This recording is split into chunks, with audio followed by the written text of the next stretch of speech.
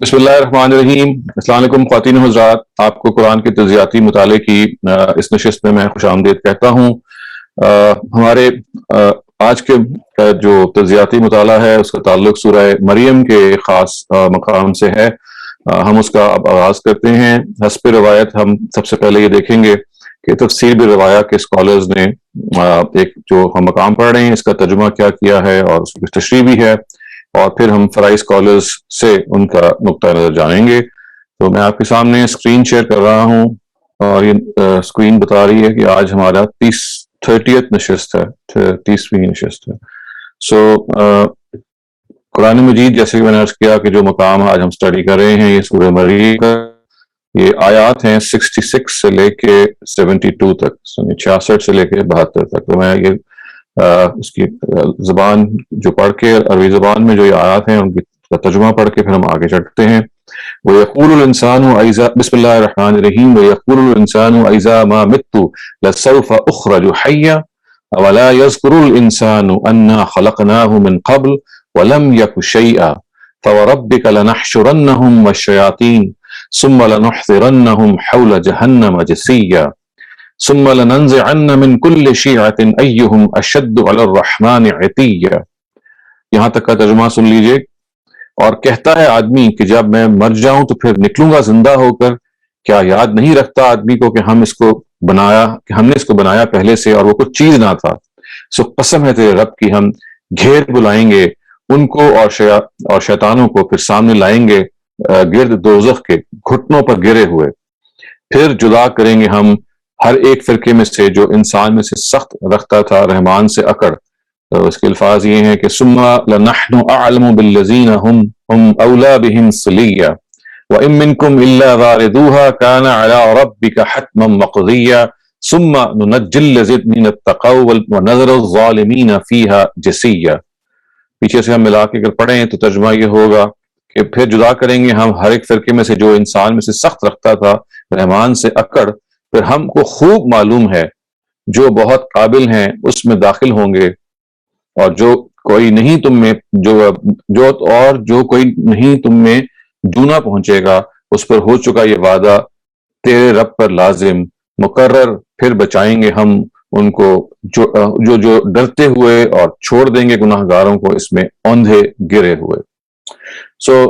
एक चीज तो इससे पहले कि मैं आगे जाऊं आपके लिए काबिल तवज्जो हो सकती है, और वो चीज है कि ये देखिए आगाज हो रहा है यक़ूलुल इंसानु अइज़ा मा मित्तु लसौफ़ा उख़्रजु हय्या। इंसान कहता है कि जब मैं मर जाऊंगा तो फिर जिंदा निकलूंगा। तो देखिए जैसे ही आप इस आयत को पढ़ते हैं तो ये सवाल पैदा हो जाता है कि सारे इंसान तो ये नहीं कहते थे नबी सल्लल्लाहु अलैहि वसल्लम के जमाने में भी और आज भी। तो जो चीज समझने की है वो ये है कि जब लफ्ज इंसान आप कहीं देखें तो इससे मुराद तमाम दुनिया के इंसान नहीं है और ना हो सकते हैं, इसलिए कि जो सिर्फ बयान की जा रही है वो चंद ही इंसानों की है। चुनांचे अगर आप देखें कि मुशरिकीन थे उस जमाने में जिनको ये यकीन था कि वो दोबारा नहीं उठाए जाएंगे और शक पे मुब्तला थे।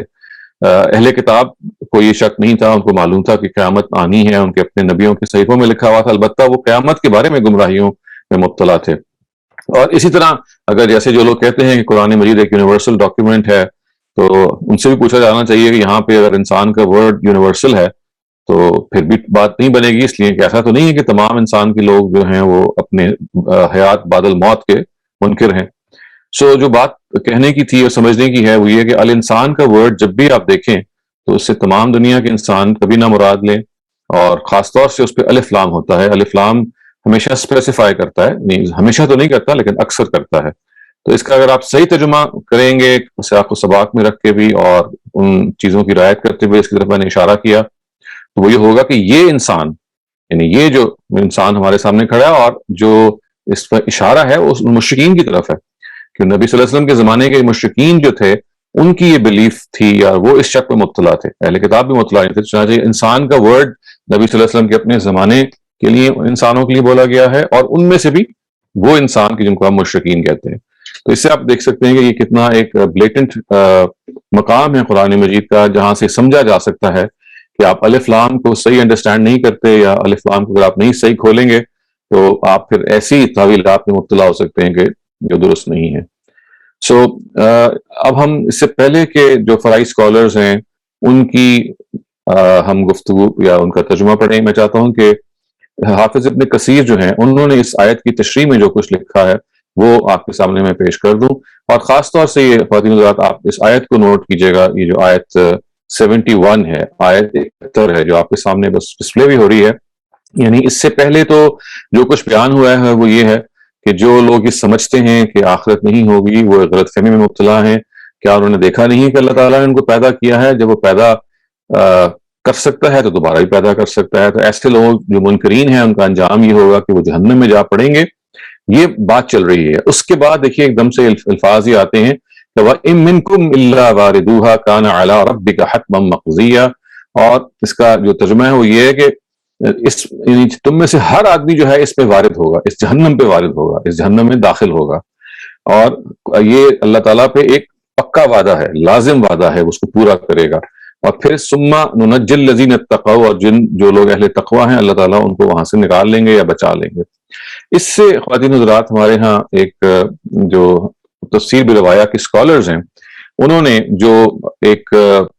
انہوں نے اس سلسلے میں ہمیں نقطہ نظر پریزنٹ کیا ہے وہ یہ ہے کہ دیکھیے تمام انسان جو ہیں وہ جہنم میں ڈالے جائیں گے اور وہاں سے ان کو جہنم سے پھر نکالا جائے گا. جب جہنم سے ان کو نکالا جائے گا تو اس کے بعد پھر ان کو جنت میں ڈالا جائے گا. لیکن ایک مرتبہ بہرحال سب لوگ جہنم میں ضرور ڈالے جائیں گے. تو جب یہ سچویشن ہے تو پھر قرآن مجید اس سلسلے میں جو ہمیں ایک گائیڈنس دیتا ہے اس سے یہ محسوس ہوتا ہے کہ پھر جو اہل ایمان ہیں, جو نیک لوگ ہیں, ان کے ساتھ بھی یہ معاملہ ہوگا کہ وہ جہنم میں جا پڑیں گے. اور اسی سے آپ کو شاید آپ کے ذہن میں ہوگا ایک پل صراط کا جو کانسیپٹ ہے ہمارے ہاں کہ وہ جہنم کے اوپر سے ایک بال سے باریک تار ہے یا ایک دھاگا ہوگا جس کے اوپر سے تمام انسانیوں پہ گزارا جائے گا. اہل جنت جو ہیں وہ اس سے گزر جائیں گے, ان کو کوئی نقصان نہیں پہنچے گا, اور جو اہل جہنم ہے وہ گر جائیں گے. اور بعض لوگوں نے یہ کہا کہ نہیں سب ایک مرتبہ داخل ہوں گے لیکن پھر جو نیک لوگ ہیں وہ فٹافٹ نکال لیے جائیں گے. یہ وہ جگہ ہے کیونکہ اس میں جو الفاظ آ گئے ہیں وہ دیکھیے آپ اس کو ایک مرتبہ دوبارہ سے دیکھیے وہ ہے اِن مِنکُمْ إِلَّا وَارِدُوهَا, یعنی تم میں سے کوئی ایسا نہیں ہے, تم میں سے کوئی ایسا نہیں ہے. اس کا صحیح ترجمہ یہ ہوگا کہ جو نہ پہنچے گا اس پر, یعنی اس پر نہیں وارد ہوگا, یعنی جہنم پر نہیں وارد ہوگا. تو اس طرح سے پھر یہ ہمارے ہاں جو اس کی تشریح ہے آپ اس کو بھی دیکھ لیجئے. یہ جیسے میں نے عرض کیا کہ ہم اس میں مفتی شفیع صاحب کے ساتھ ساتھ جو ان کی آپ یوں کہہ سکتے ہیں کہ جو سلسلے میں جو ان کے بانی ہیں اس پورے فیکٹر کی بات کو زیادہ آرٹیکولیٹ طریقے سے پہنچانے میں وہ حافظ ابن کثیر ہیں. تو یہ میں ان کی تشریح آپ کے سامنے پڑھ رہا ہوں تاکہ آپ یہ جان لیں کہ کس طرح سے بعض دفعہ روایتوں کی بنیاد پہ اور قرآن مجید کے اندر جو مخاطبت کا اسلوب ہے اس کو اگر آپ ایک انداز سے سمجھیں تو پھر یہی ترجمہ کیا جا سکتا ہے کہ تمام دنیا کے جو لوگ ہیں وہ ایک مرتبہ جہنم سے گزارے جائیں گے, حتیٰ کہ نیک لوگ بھی گزارے جائیں گے. آپ یہ دیکھیے چونکہ تفسیر روایات کی ہم اسکالرس کی ہم بات اس وقت سمجھ رہے ہیں تو وہ روایتوں پر بیسڈ ہے ان کی انٹرپریٹیشن. تو یہ دیکھیے روایات سے ہم ان کی بات کو اب سمجھتے ہیں کہ وہ اس کو کیسے دیکھتے ہیں. یہ فٹ نوٹ نمبر 31 ہے جو آپ کے سامنے ڈسپلے ہو رہا ہے. یہ اسی آیت پہ ہے جو میں نے ابھی آپ کو بتائی نا, اِن مِنکُمْ إِلَّا وَارِدُوهَا, یعنی تم میں سے کوئی نہیں ہے جو اس جہنم میں داخل نہیں ہوگا یا وارد نہیں ہوگا یا اندر نہیں پہنچے گا. جو اس کی تشریح وہی کرتے ہیں کہ مسند احمد بن حنبل کی ظاہر ہے کہ یہ مسند احمد بن حنبل جو ہے یہ ایک بہت ضخیم کلیکشن ہے. آپ میں سے اکثر لوگوں سے واقف ہوں گے. یہ جو بخاری اور مسلم اور ابن ماجہ اور جو سیاستہ کی دوسری کتابیں ہیں ان سے پہلے کی کتاب ہے اور اس میں تقریباً 30,000 کے قریب روایات ہیں اور بہت ساری ایسی روایات ہیں جو ان میں سے پھر بخاری اور مسلم نے بھی لی ہیں اور بعض نہیں لی. تو یہ ایک ہمارے ہاں آپ سمجھ لیجئے کہ روایات کا ایک بہت ضخیم جو سرمایہ کی کتاب ہے مسند احمد بن حنبل ہے. اس میں یہ کہتے ہیں کہ اس کی ایک غریب حدیث میں ہے کہ ابو سمیہ فرماتے ہیں جس ورود کا اس آیت میں ذکر ہے اس بارے میں ہم میں اختلاف ہے. یعنی ورود عربی زبان میں ورود کا مطلب وارد ہونا. اب وہ کہتے ہیں وارد ہونے کا مطلب کیا ہے, تو وہ اس میں اب وہ اختلاف کو بیان کر رہے ہیں. کوئی کہتا تھا مومن اس میں داخل نہ ہوں گے, کوئی کہتا تھا داخل تو ہوں گے لیکن پھر بس سبب اپنے تقوی کے نجات پا جائیں گے. میں نے حضرت جابر سے اس بات کو دریافت کیا.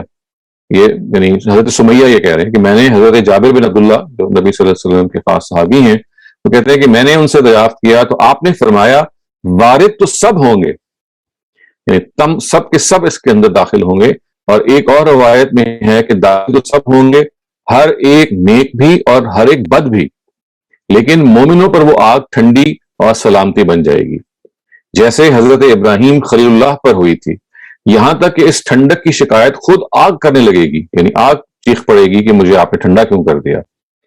پھر ان متقی لوگوں کا وہاں سے چھٹکارا ہو جائے گا۔ تو یہ دیکھیے، یہ وہی بات ہے کہ سب داخل ہوں گے، لیکن ظاہر ہے اس میں سوال ہی پیدا ہوتا ہے کہ اگر سب داخل ہوں گے تو اہل جنت نے تو چلیں، جہنم کا تو بالکل سمجھ میں آتا ہے، تو اہل جنت کا اس میں کیا قصور ہے کہ ان کو بھی جہنم میں داخل کر دیا جائے گا؟ تو یہ بتایا جا رہا ہے کہ دیکھیے داخل تو وہ ہوں گے، لیکن ان کے لیے وہ جو آگ ہے وہ بالکل ٹھنڈی ہو جائے گی، اتنی ٹھنڈی ہو جائے گی، یک ٹھنڈی کہ وہ خود پلیڈ کرے گی، وہ خود ناراضی کی اپنی ایکسپریس کرے گی کہ بھئی آپ اللہ تعالیٰ آپ نے میری اپنی نیچر سے مجھ کو محروم کر دیا۔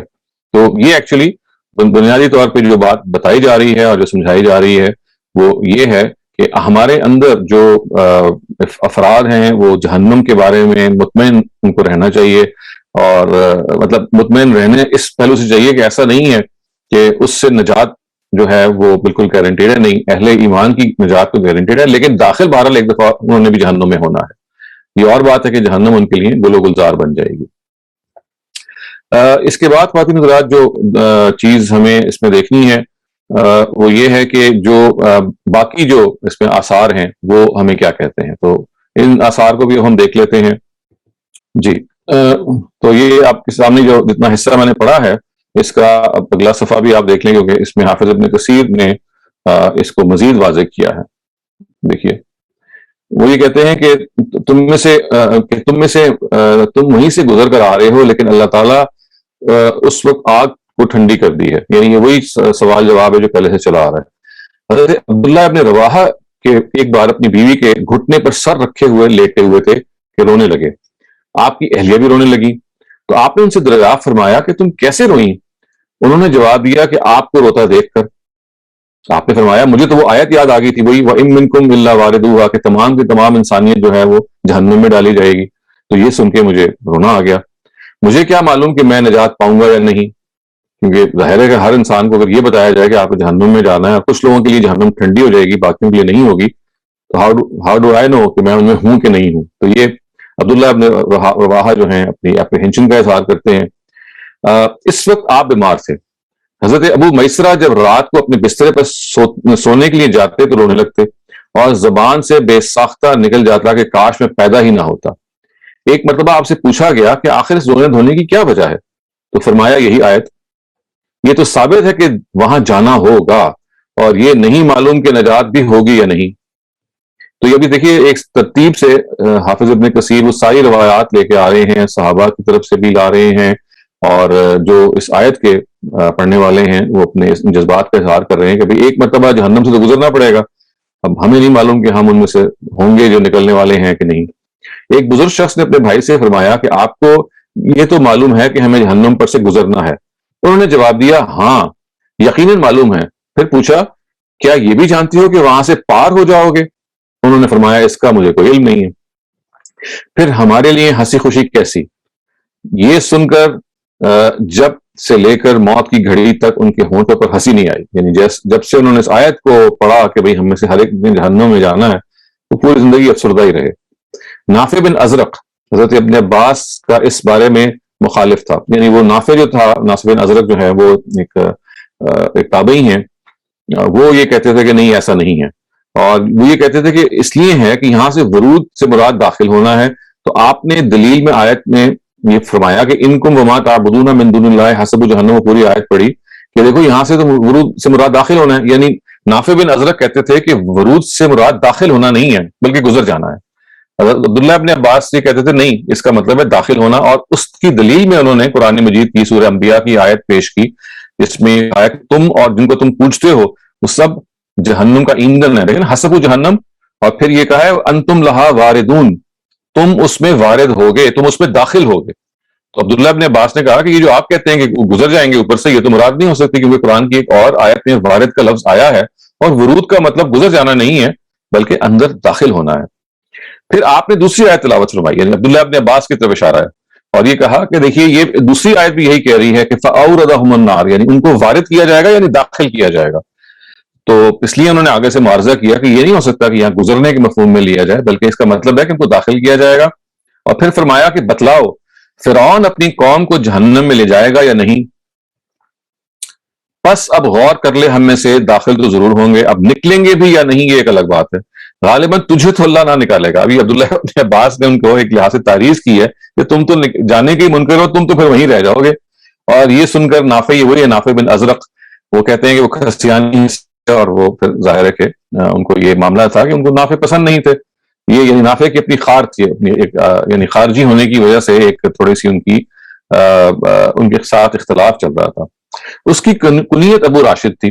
دوسری روایت میں ہے کہ حضرت عبداللہ ابن عباس سمجھاتے ہوئے آیت، یہ جب دوسری آیت ہے وَنَسُوقُ الْمُجْرِمِينَ إِلَىٰ جَهَنَّمَ وِرْدًا، یہ بھی دیکھیں وہی ورد کا آپ دیکھیں وردا کا جو ورب آ رہا ہے، پہلے بھی آیت میں یہی آیا، یعنی جو آیت ہم پڑھ رہے ہیں وہاں پہ بھی یہی ہے کہ وَإِن مِّنكُمْ إِلَّا وَارِدُوهَا.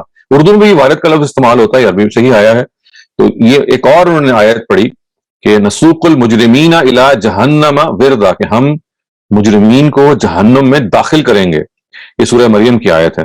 اور پھر دیکھیے آگے ہے کہ اللہ اخرجنی من النار سالما وادخلنی جنت غانما، یعنی یہ تو دعا انہوں نے کی کہ اللہ تعالیٰ مجھے جہنم سے صحیح سالم نکال لے اور جنت میں ہنسی خوشی پہنچا دے. یہ عبداللہ ابن عباس نے پھر اس کا یہ جواب دیا. اس کے بعد یہ کہتے ہیں کہ حضرت عبداللہ ابن عباس سے ابو داؤد طیالسی، ابو داؤد طیالسی بھی ان کی جو مسند طیالسی ہے یہ بھی بخاری اور مسلم سے بہت پہلے، حتیٰ کہ مسند احمد کے زمانے کی کتاب ہے، اس سے بھی پہلے، بلکہ اس سے بھی پہلے کی ہے، دوست ان کا انتقال ہوا. تو آپ یہ سمجھ لیجیے کہ ابو داؤد طیالسی کی جو مسند ہے it is one of the earliest حدیث کمپائلیشنز. تو ان سے بھی مروی ہے کہ اس کے مخاطب کفار ہیں. اچھا، وہ یہ کہتے ہیں کہ دیکھیے یہ اب آپ اس پوائنٹ کو نوٹ کیجئے کہ ایک درمیان میں عبداللہ ابن عباس کی ایک اور رائے آ گئی ہے کہ وَإِن مِّنكُمْ إِلَّا وَارِدُوهَا سے لے کے، اور جو یہاں یہ کہا گیا ہے وَنُسُوقُ الْمُجْرِمِينَ إِلَىٰ جَهَنَّمَ وِرْدًا، تو یہاں تو ورڈ مجرمین کا آ گیا نا، اس سے تو مراد ہی کفار ہیں، ساری دنیا تو اس پہ مراد ہی نہیں ہے. اس لیے اس آیت کو آپ پیش نہیں کر سکتے. جب یہ یعنی حضرت ابن عباس سے ابو داؤد طیالسی میں یہ بھی مروی ہے کہ اس کے مخاطب کفار ہیں. اکرمہ فرماتے ہیں کہ یہ لوگ ظالم ہیں. اسی طرح ہم اس آیت کو پڑھتے تھے، یہ بھی حضرت ابن عباس سے مروی ہے کہ نیک و بد وارد ہوں گے. دیکھو فرعون اور اس کی قوم کے لیے اور گنہگاروں کے لیے بھی ورود کا لفظ دخول کے معنی میں قرآن کریم کی دو آیتوں میں آیا.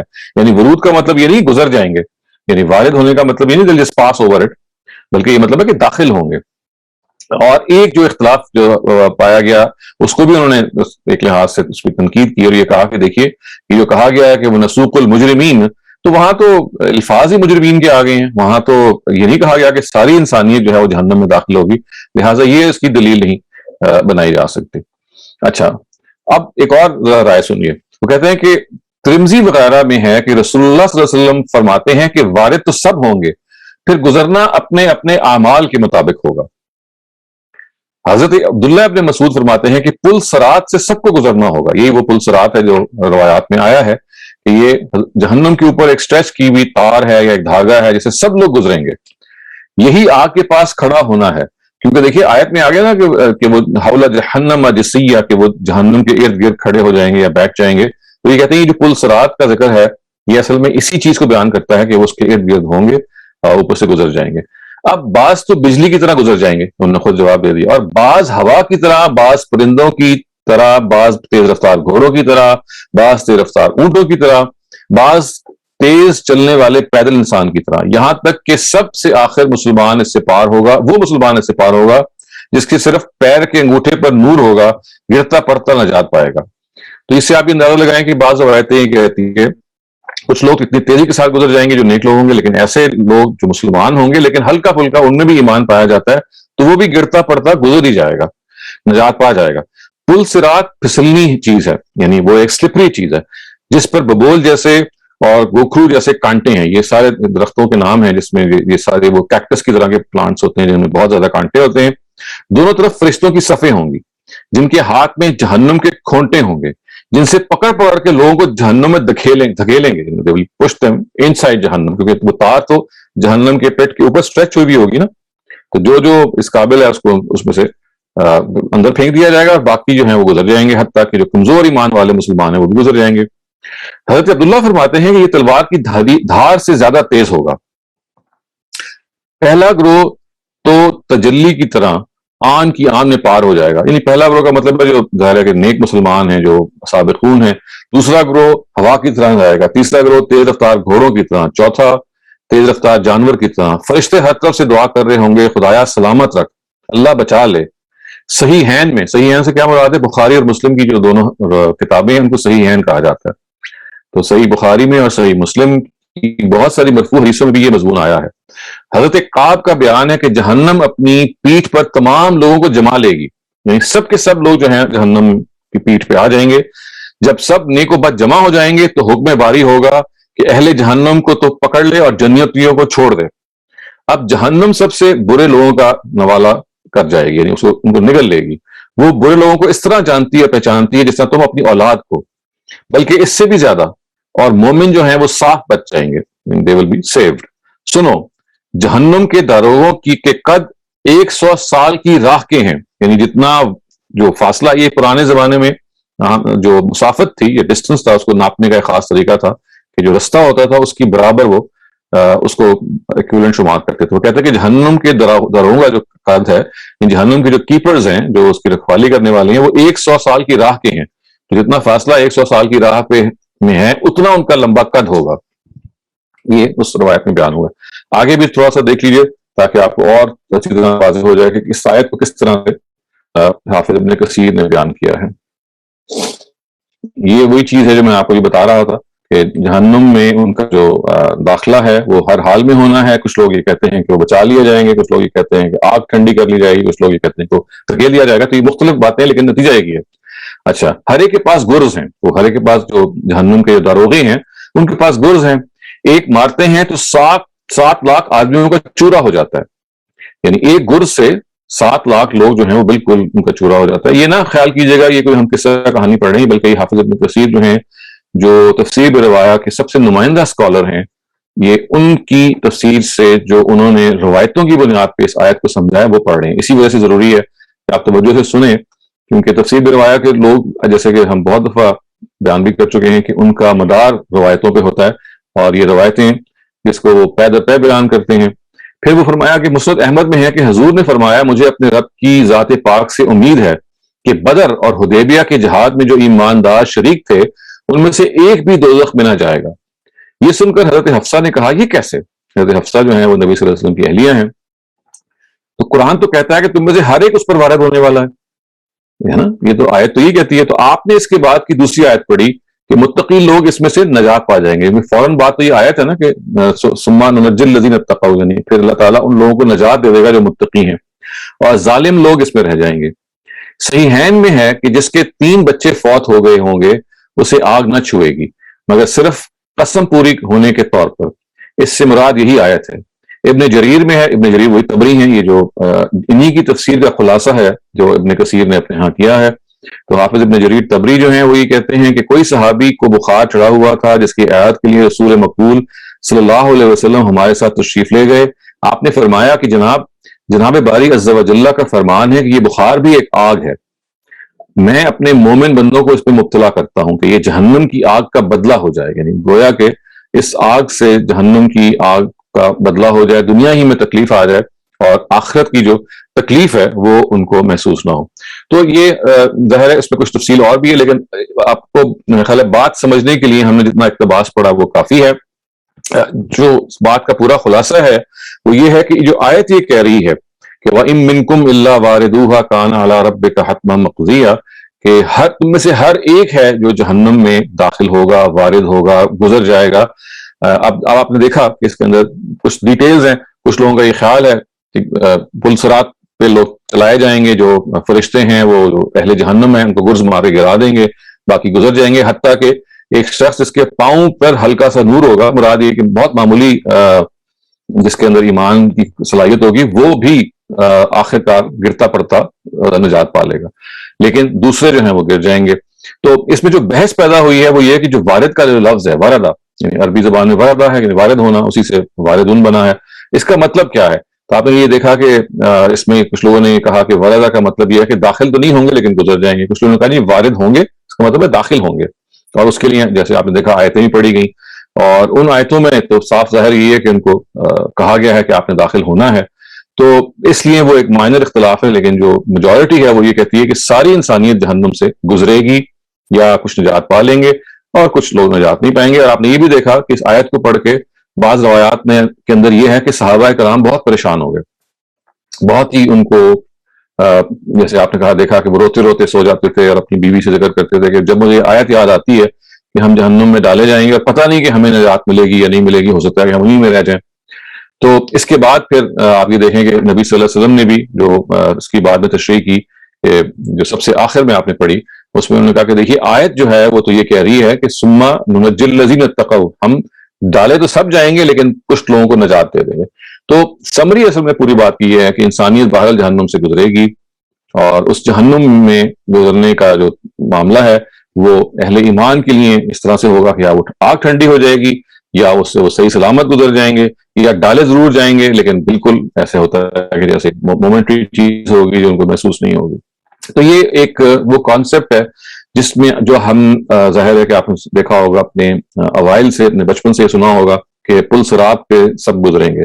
تو اس پوری تشریح کے اندر جو پل صراط والی بات ہے جو آپ نے دیکھا مروی ہے، وہ سب سے زیادہ مشہور ہو گئی کہ نہیں، انسانیت کو پل صراط پہ سے گزارا جائے گا لازماً، اور اہل ایمان خیریت سے گزر جائیں گے اور اہل جہنم گر جائیں گے.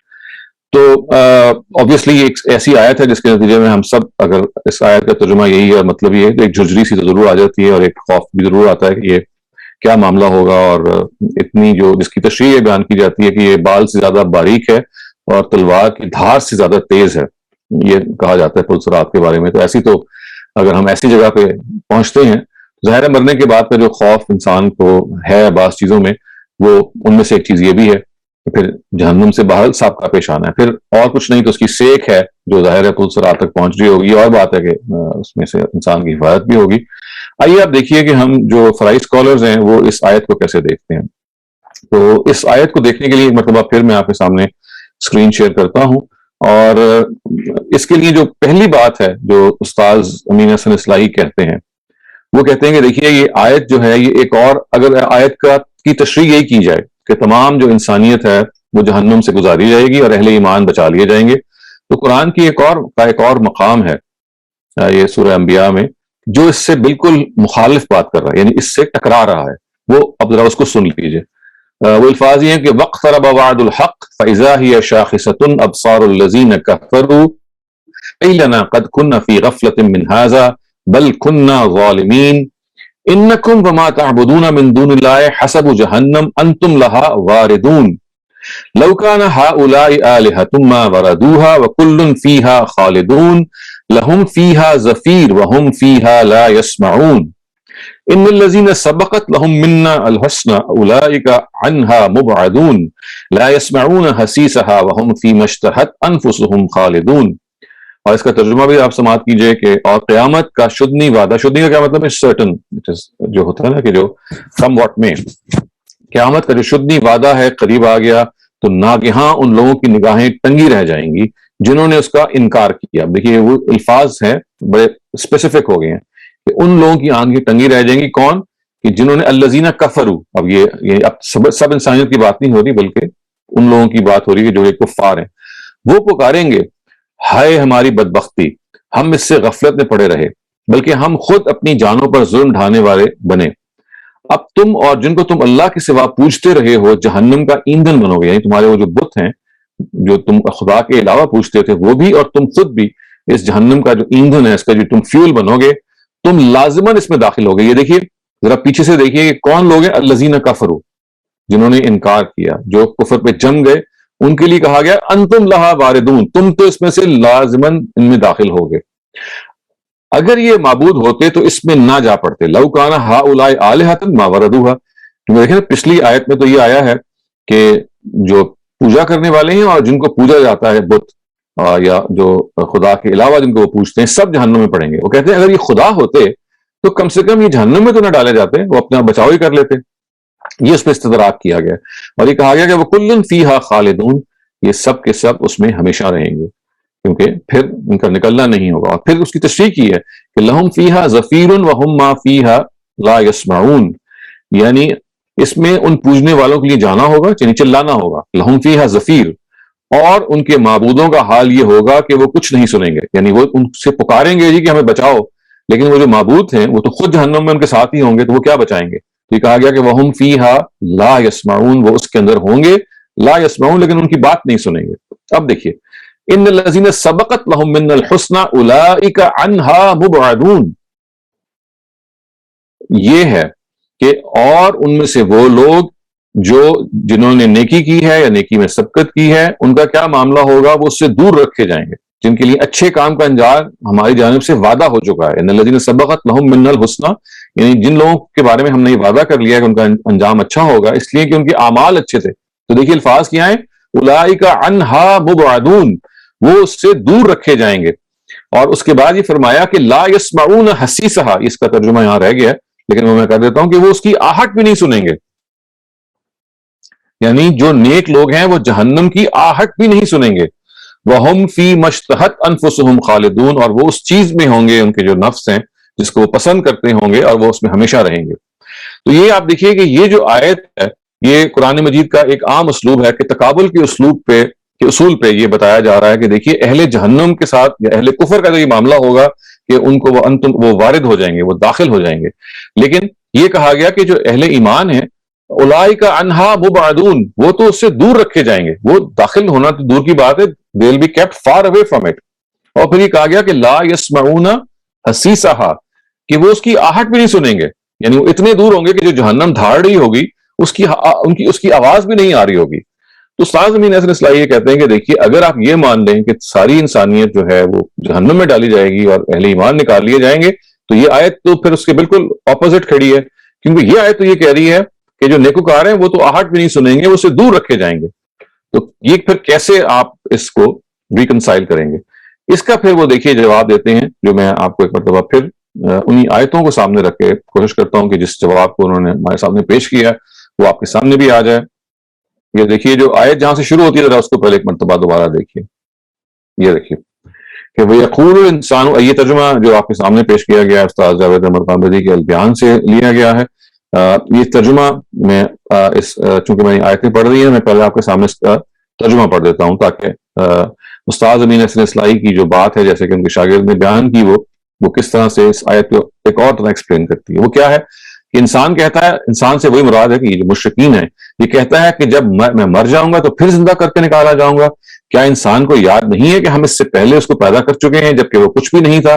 سو تیرے پروردگار کی قسم ہم ان کو بھی ضرور اکٹھا کریں گے اور ان کے شیطانوں کو بھی، پھر ان سب کو جہنم کے گرد اس طرح حاضر کر دیں گے کہ مجرموں کی طرح یہ گھٹنوں کے بل بیٹھے ہوئے ہوں گے. تو دیکھیے آیت کا سیاق و سباق اگر آپ دیکھیں تو یہاں مراد وہی ہیں جو کہ پچھلی آیت میں نے پڑھی نا کہ الذین کفروا، جنہوں نے انکار کر دیا تھا.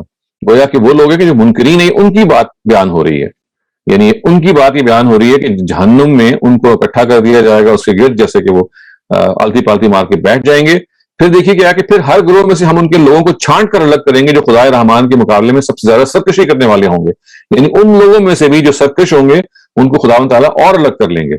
پھر کیا پھر ان لوگوں کو سب سے بڑھ کر جاننے والے ہم ہی ہوں گے. یعنی وہ لوگ جو جہنم کے گرد جمع ہو گئے ہیں ان کے گرد اللہ تعالیٰ یہ کہتے ہیں کہ ہم پھر سب کو جمع کر کے ان میں سے بھی جو جہنم کے مستحق ہوں گے ان کو ہم الگ کر لیں گے، اور کیا ہوگا کہ ان کو پھر جہنم میں وہ جا پڑیں گے، ان کو داخل کر دیا جائے گا.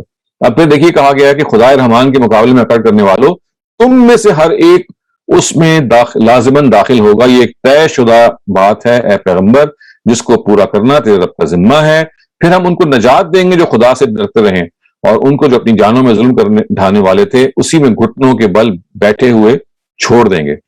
گویا کہ یہ جو وَإِن مِّنكُمْ إِلَّا وَارِدُوهَا ہے، یا آپ اس پہ توجہ کیجئے. آیت نمبر 71 کا جو ابتدائی حصہ ہے یہ ہے ترجمے میں اختلاف کی وجہ. یہاں پہ مفتی شفیع صاحب کا ترجمہ یہ ہے منکم کہا گیا نا، تو کم کی جو ضمیر مخاطب کے لیے ہوتی ہے، جمع کے لیے ہوتی ہے تم، اس کا ترجمہ ہوگا تم. تو تم سے انہوں نے کیا مراد دیا؟ ساری انسانیت. تو ترجمہ یہ کیا کہ اور اے انسانوں تم سارے کے سامنے میں سے کوئی ایسا نہیں بچے گا کہ جو اس میں داخل نہیں ہوگا. فرائض اسکالرز یہ کہتے ہیں کہ اصل میں یہ خطاب میں صرف براہ راست تبدیلی آ گئی ہے. پہلے انڈائریکٹ طریقے سے کہا گیا کہ دیکھیے اہل جہنم کے ساتھ یہ معاملہ ہوگا اور یہ معاملہ ہوگا، اور پھر ان کو مخاطب بنا لیا گیا اور یہ ان اہل جہنم کو کہا گیا کہ تم میں سے یہ جو لوگ داخل ہوں ایسا کوئی نہیں ہوگا جس سے بچے گا نہیں. گویا کہ وَإِن مِّنكُمْ إِلَّا وَارِدُوهَا کے جو الفاظ ہیں they do not relate to the entire mankind. اس لیے کہ پیچھے جو بات ہو رہی ہے وہ اہل کفر کی بات ہو رہی ہے. تو مغالطہ کہاں سے لگا ہے کہ جب تم کا ورڈ آ گیا اور تم کی ضمیر میں جمع آ گئی all of you, تو اس سے یہ محسوس ہوا کہ جیسے all of you کا مطلب ہے all of mankind, جبکہ یہ قرآن کا خاص اسلوب ہے کہ پیچھے جو لوگ تذکرہ ان کا چل رہا ہوتا ہے بعض دفعہ ان کا غائب کے طریقے پہ تذکرہ ہوتا ہے اور پھر ایک دم سے ان کو مخاطب کر لیا جاتا ہے, انہیں کو مخاطب کیا جاتا ہے all of you, which means people who were just mentioned beforehand. تو یہاں اگر بات کو آپ نے سمجھ لیا یہاں تک تو اس سے صاف معلوم ہو جاتا ہے کہ وہ ام منکم سے مراد ساری انسانیت ہے ہی نہیں. یعنی یہ جو پوری کی پوری سٹوری ہے پل صراط کی یا جہنم کے داخل ہونے کی, قرآن اس کے خلاف کھڑا ہے. قرآن مجید تو یہ کہتا ہے کہ یہ جو کہا گیا وَإِن مِّنكُمْ إِلَّا وَارِدُوهَا, یہ انسانیت تو کہا ہی نہیں گیا, یہ وہ اہل کفر کو کہا گیا ہے جن کا پچھلی آیتوں میں ذکر ہے. صرف یہ ہے کہ قرآن مجید کیا کرتا ہے, ان کو مخاطب کر لیتا ہے. تو یہ قرآن مجید کی مخاطبت کے خاص اسالیب میں آپ کو یاد ہوگا جب ہم نے قرآن مجید کا ایک کورس پڑھا تھا انڈرسٹینڈنگ دا قرآن, اس میں بھی میں نے ایکسپلین کرنے کی کوشش کی تھی کہ مخاطب کی جو تبدیلی ہوتی ہے یہ ہوتی رہتی ہے. بعض دفعہ ان لوگوں کو غائب کے صیغے میں تذکرہ کیا جا رہا ہوتا ہے انڈائریکٹ طریقے سے, اور ایک دم سے کسی چیز کو ایمفسائز کرنے کے لیے ان کو مخاطب کر لیا جاتا ہے, یعنی ان کو. تو اس کا یہ مطلب نہیں کہ ساری انسانیت کو. اور پھر یہ بھی آپ کو یاد ہوگا کہ یہ ایکسپلین کرنے کی کوشش کی گئی تھی قرآن مجید بنیادی طور پہ ایک ڈائیلاجک ٹیکسٹ ہے, یعنی ایک بک آف ڈائیلاگس. اور ڈائیلاگ کس کے درمیان ہو رہا ہے, ان لوگوں کے درمیان جو وہاں موجود تھے.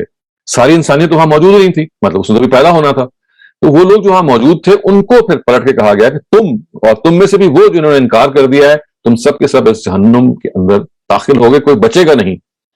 اور اس کو پھر مزید تقویت ملتی ہے ان آیات سے جو بھی ہم نے پڑھی سورہ انبیاء کی, کہ دیکھیے کہ جو اہل ایمان ہیں اولئک عنہا مبعدون, وہ اس سے دور رکھے جائیں گے.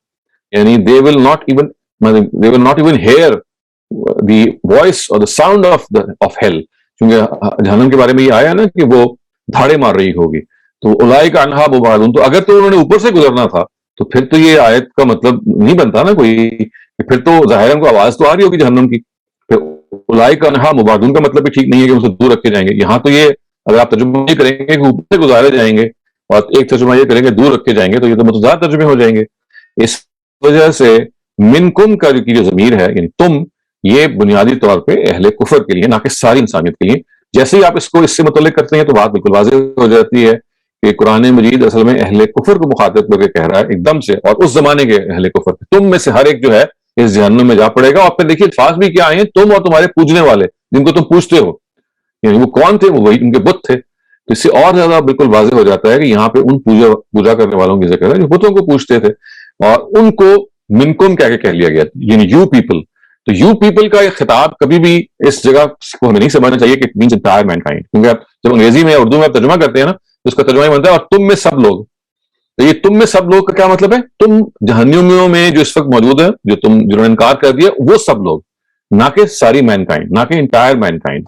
اور آپ یہ دیکھیے آیتیں شروع کہاں سے ہوتی ہیں, وہ یقول انسان, کہ یہ انسان یہ کہتا ہے کہ کیا میں مر جاؤں گا تو دوبارہ زندہ کیا جاؤں گا, سوف اخرج حیا. تو اس سے خود واضح ہو گیا کہ وہ مشرکین مراد ہیں کہ جو اپنے مرنے کے بعد اٹھائے جانے پر ان کو شک تھا کہ ہم اٹھائے جائیں گے یا نہیں اٹھائے جائیں گے. تو اس لیے خواتین حضرات جو چیز ہم اس بارے میں سمجھیں وہ یہ ہے کہ مخاطبت کا جو اسلوب ہوتا ہے وہ جب آپ کے سامنے آ جائے تو don't think that it is meant for entire mankind, it is meant for the people who are engaging in that dialogue. یہ بات بھی ہم نے جانی ہے کہ اللہ تعالیٰ جب ڈائیلاگ کرتے ہیں تو موجود جو عربیہ میں اس وقت لوگ تھے ان کے ساتھ ڈائیلاگ کریں گے نا, میں اور آپ تو موجود نہیں تھے, یعنی وہاں پہ جو زندہ موجود تھے ان کو کہا جا رہا ہے. تو قرآن ایک زندہ مکالمے کی کتاب ہے. اگر آپ اس مکالمے سے نکال دیں, اس مکالمے کے اسلوب کو نظر انداز کر دیں, تو پھر ترجمہ یہ بنے گا جو کیا گیا ہے کہ تمام انسانیت جہنم میں داخل ہوگی. اور پھر دیکھیے روایتیں بھی اس کے حق میں آپ کو مل جائیں گی. اب یہ سوال پیدا ہوتا ہے کہ یہ روایات پھر کہاں سے آ گئیں. تو آپ جب جائزہ لیں گے تو آپ دیکھیں گے اس میں اکثر و بیشتر روایتیں ایسی ہیں, جیسے آپ نے دیکھی نا کہ آغاز ہی حافظ ابن کثیر نے کہا کہ مسلم احمد کی ایک غریب روایت ہے. غریب کا مطلب کیا ہے, جو یعنی اس کی ایک خاص ایک طریقہ ایک ڈیفینیشن ہے, لیکن اس کا خلاصہ یہ ہے کہ وہ ایک کمزور روایت ہے. اس کو بیان کرنے کی جو اوتھینٹسٹی ہے وہ دیٹ از انڈر کوسچن, لیکن اس کو پھر بھی کوٹ کریں گے اور اس سے وہ استشہاد کریں گے. تو اس وجہ سے یہ امپورٹنٹ ہے جاننا کہ اگر آپ قرآن مجید کے اس ڈائیلاگ نیچر کو, اس مکالماتی انداز کو نہیں سمجھیں گے تو جو ضمیریں آ رہی, ضمیر کا مطلب ہے پروناؤنس جو آ رہے ہیں, جب اس میں یو کا ورڈ آئے گا تو آپ سمجھیں گے میں مراد ہوں. آل آف یو جب آئے گا تو آپ کہیں گے اچھا میں بھی آل آف یو کے اندر آتا ہوں. حالانکہ یہاں آل آف یو سے مراد ہے all those present before the Quran, all those present in front of the Quran. اس لیے خواتین حضرات یہ ایک اہم مقام ہے اس بات کو سمجھنے کا کہ قرآن مجید کا جو یہ مخاطبت کا طریقہ ہے, مخاطبت کا کیا مطلب ہے, ڈائلاگ کرنے کا جو طریقہ ہے, it is between God and the people who are present in those times. یہ ایک پہلے سے ہم اس کو ڈسکشن کر چکے ہیں. ساری انسانیت سے اللہ تعالیٰ بعض دفعہ وہ بھی مخاطب ہوتے ہیں, لیکن وہاں پھر وہ اسلوب غائب میں ہوتا ہے. یا ایھا الناس انا خلقناکم من ذکر و انثی, جیسے یہ سورہ حجرات میں آیت ہے نا کہ اے انسانیت ہم نے تم کو ایک مرد اور عورت سے پیدا کیا. تو اب ظاہر ہے یہاں مراد ساری انسانیت ہوگی, یہاں مراد اب صرف وہاں کے لوگ نہیں ہوں گے. تو وہاں پہ جب کہا جا رہا ہے اے انسان, تو وہ اب ان کو مخاطب نہیں کیا جا رہا بلکہ غائب میں ان کو رکھ کے تصور میں رکھ کے یہ کہا جا رہا ہے. تو غلط فہمی بھی یہاں سے پیدا ہوئی ہے کہ چونکہ قرآن مجید میں بعض آیتیں ایسی ہیں جو یا انسان کے ورڈ کو جب وہ یوز کرتی ہیں تو اس سے مراد ساری انسانیت ہوتی ہے, لیکن تمام آیتیں ایسی نہیں ہیں. تو جب ہمارے مفسرین نے زیادہ تر یہ دیکھا کہ الانسان سے مراد بہت ساری جگہوں پہ تمام انسانیت ہے, تو انہوں نے قاعدہ کلیہ بنا لیا کہ دیکھیے الناس یا انسان کا جو ورڈ آتا ہے وہ ساری انسانیت کے لیے آتا ہے. پھر انہوں نے مزید یہ کلیہ بنا لیا کہ دیکھیے مکی آیات کے اندر زیادہ تر انسان مخاطب ہیں اور مدنی آیات کے اندر اہل ایمان مخاطب ہیں. تو وہ ایک نیا انہوں نے اس کو مزید آگے پرسائز کیا. اور جب یہ آپ اس کو کر لیں گے جنرلائز, تو پھر اس میں آپ یہ کہیں گے دیکھیے مکی آیات جو ہیں وہ بہت جنرل ہیں اور جو مدنی آیات ہیں وہ بہت اسپیسیفک ہے. حالانکہ جو مکی آیات میں جو ورڈ انسان استعمال ہوا ہے ضروری نہیں کہ وہ تمام انسانیت میں استعمال ہوا ہے, وہ بھی جیسا کہ میں نے عرض کیا کہ بعض دفعہ ضرور ہے کہ ساری انسانیت میں استعمال ہو جاتا ہے, لیکن کئی مرتبہ وہ صرف اور صرف ان سامنے کھڑے والے لوگوں کو کہہ کے یہ کر لیا جاتا ہے. اور ہم بھی اپنی زبان میں یہ کرتے ہیں. دیکھیے زبان میں یہ جو مخاطبت کا اسلوب ہے جس میں آپ انڈائریکٹلی کسی کو مخاطب کر رہے ہوتے ہیں, تو آپ بھی یہ کام کر رہے ہوتے ہیں. کیا سب لوگ آگے جب میں یہ کہتا ہوں, اس پر فرض کیجئے کہ میں نے شام کو کوئی دعوت دی ہوئی ہے اور میں اپنے کسی جاننے والے سے کہتا ہوں کہ بھائی ہم نے تمام کر لیا, کیا سب لوگ آگے ہیں؟ اب سب لوگ سے مراد ظاہر مجھے بھی پتا ہے, میرے جاننے والے کو بھی پتا ہے کہ جن کو انوائٹ کیا گیا تھا وہ سب لوگ آگے کہ نہیں آگے. اگر میں اس سے ترجمہ یہ کروں کہ تمام دنیا کے لوگ آگے ہیں, ظاہر حماقت ہوگی. تو سب کا جو ورڈ ہے جب استعمال کیا جاتا ہے کانٹیکسٹ کے اندر, تو اس سے مراد وہ سب ہیں کہ جو زیر بحث ہیں. تو جب یہ یہاں کہا گیا کہ وَإِن مِّنكُمْ إِلَّا وَارِدُوهَا کہ تم میں سے سب لوگ جہنم میں داخل ہوں گے, مراد ساری انسانیت نہیں ہے بلکہ یہ جو مجرمین ہیں جہاں پہ کھڑے ہوئے ہیں. اور وہ لفظ آ گیا وہاں پہ مجرمین, پھر وہاں لفظ آ گیا الذین کفروا, یہ سارے معالم ہیں, یہ سارے سائنز ہیں. اور پھر انسان پہ الف لام آ گیا ہے. اور پھر مزید یہ ہے کہ دوسری آیتیں یہ بتا رہی ہیں کہ اہل ایمان تو اس سے کوسوں دور رکھے جائیں گے, وہ تو جہنم کی آواز نہیں سنیں گے, کجائیے کے اوپر سے گزارے جائیں. تو یہ خواتین حضرات میں چاہ رہا تھا کہ آپ کے سامنے اس کی کچھ تفصیل آ جائے اس مقام کی. میں اپنی بات کو یہاں پہ مکمل کرتا ہوں اور آپ کے سوالات کے لیے حاضر. السلام علیکم خواتین حضرات اور استاد محترم, بہت بہت شکریہ. بہت ہی انٹرسٹنگ انٹرپریٹیشنز تھیں جو آج ہم جس کا تجزیہ کریں گے. اصول یہ ہوگا کہ ہم ایک وقت پہ ایک سوال کریں اور ٹاپک سے ریلیٹڈ سوال کریں. اگر جب وہ سوالات ختم ہو جائیں گے تو پھر ہم ان ریلیٹڈ سوالات بھی کر سکیں گے. اگر آپ کی بات واضح نہیں ہوئی ہے ایک سوال میں تو آپ دوبارہ اسی کے مطابق اس کو واضح کرنے کے لیے بات کر سکتے ہیں. تو اس وقت ہمارے پاس پہلا سوال ہے ریاض صاحب کا. ریاض صاحب پلیز اپنا سوال کیجیے. السلام علیکم ڈاکٹر صاحب. جی وعلیکم السلام. ڈاکٹر صاحب میرا سوال جو ہے وہ ہے ثم ننجی الذین اتقوا ونذر الظالمین فیہا جثیا. تو یہ جو ثم کا لفظ آیا ہے یہ پھر اس کا مطلب اس کے بعد ہوگا. تو اس آیت سے یہ پتہ چل رہا ہے کہ پہلے جہنمیوں کا فیصلہ ہوگا اور اس کے بعد یہ جو ہے جو دوسرے لوگ ہیں ان کو بچایا جائے گا. نہیں, وہ سما کا جو ورڈ ہے نا وہ عربی زبان میں صرف اس مفہوم کے لیے نہیں آتا کہ بعد میں ہوگا, یعنی وہ ترتیب کے لیے نہیں آتا ہر دفعہ. یعنی یہ عام طور سے ہم چونکہ عربی زبان میں جب سما کا ورڈ دیکھ رہے ہوتے ہیں تو چونکہ تفسیروں میں ترجمہ یہ ہوتا ہے پھر, تو اس سے لگتا ہے کہ جیسے یہ ترتیب میں بات ہوئی ہے کہ پہلے یہ ہوگا اس کے بعد پھر یہ ہوگا. ایسا نہیں ہوتا, بلکہ بہت سارے مقامات میں سما اس مفہوم میں استعمال ہو جاتا ہے جیسے ہم کہتے ہیں نا مزید برآں, اور یہ ایسے بھی ہوگا. یعنی ایسے جب میں بیان کرتا ہوں تو یہاں یہ مراد ہے کہ یہ سب لوگ کے سب جو جہنم میں ہیں وہ ڈال دیے جائیں گے, اور مزید برآں یہ ذہن میں رکھو کہ اہل ایمان اور اہل تقویٰ جو ہیں وہ تو اس سے بچا لیے جائیں گے. یہ سما یہاں پہ ترتیب نہیں بیان کر رہا, یہاں پہ یہ ایسے نہیں ترجمہ ہم کریں گے کہ اس کے بعد یا پھر.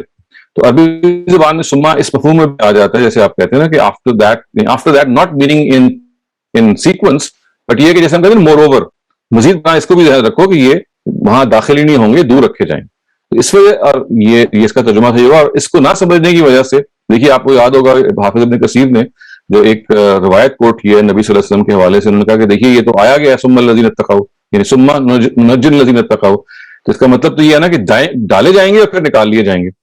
تو اس وہاں پہ بھی دیکھیے یہ غلط فہمی ہوئی ہے کہ سما سے ہم مراد ایسا نہیں کہ they will be consigned to hell and after that they will be taken out, نہیں، they will be consigned to hell, وہ تو وہی لوگ ہیں کہ جو اہل جہنم ہے.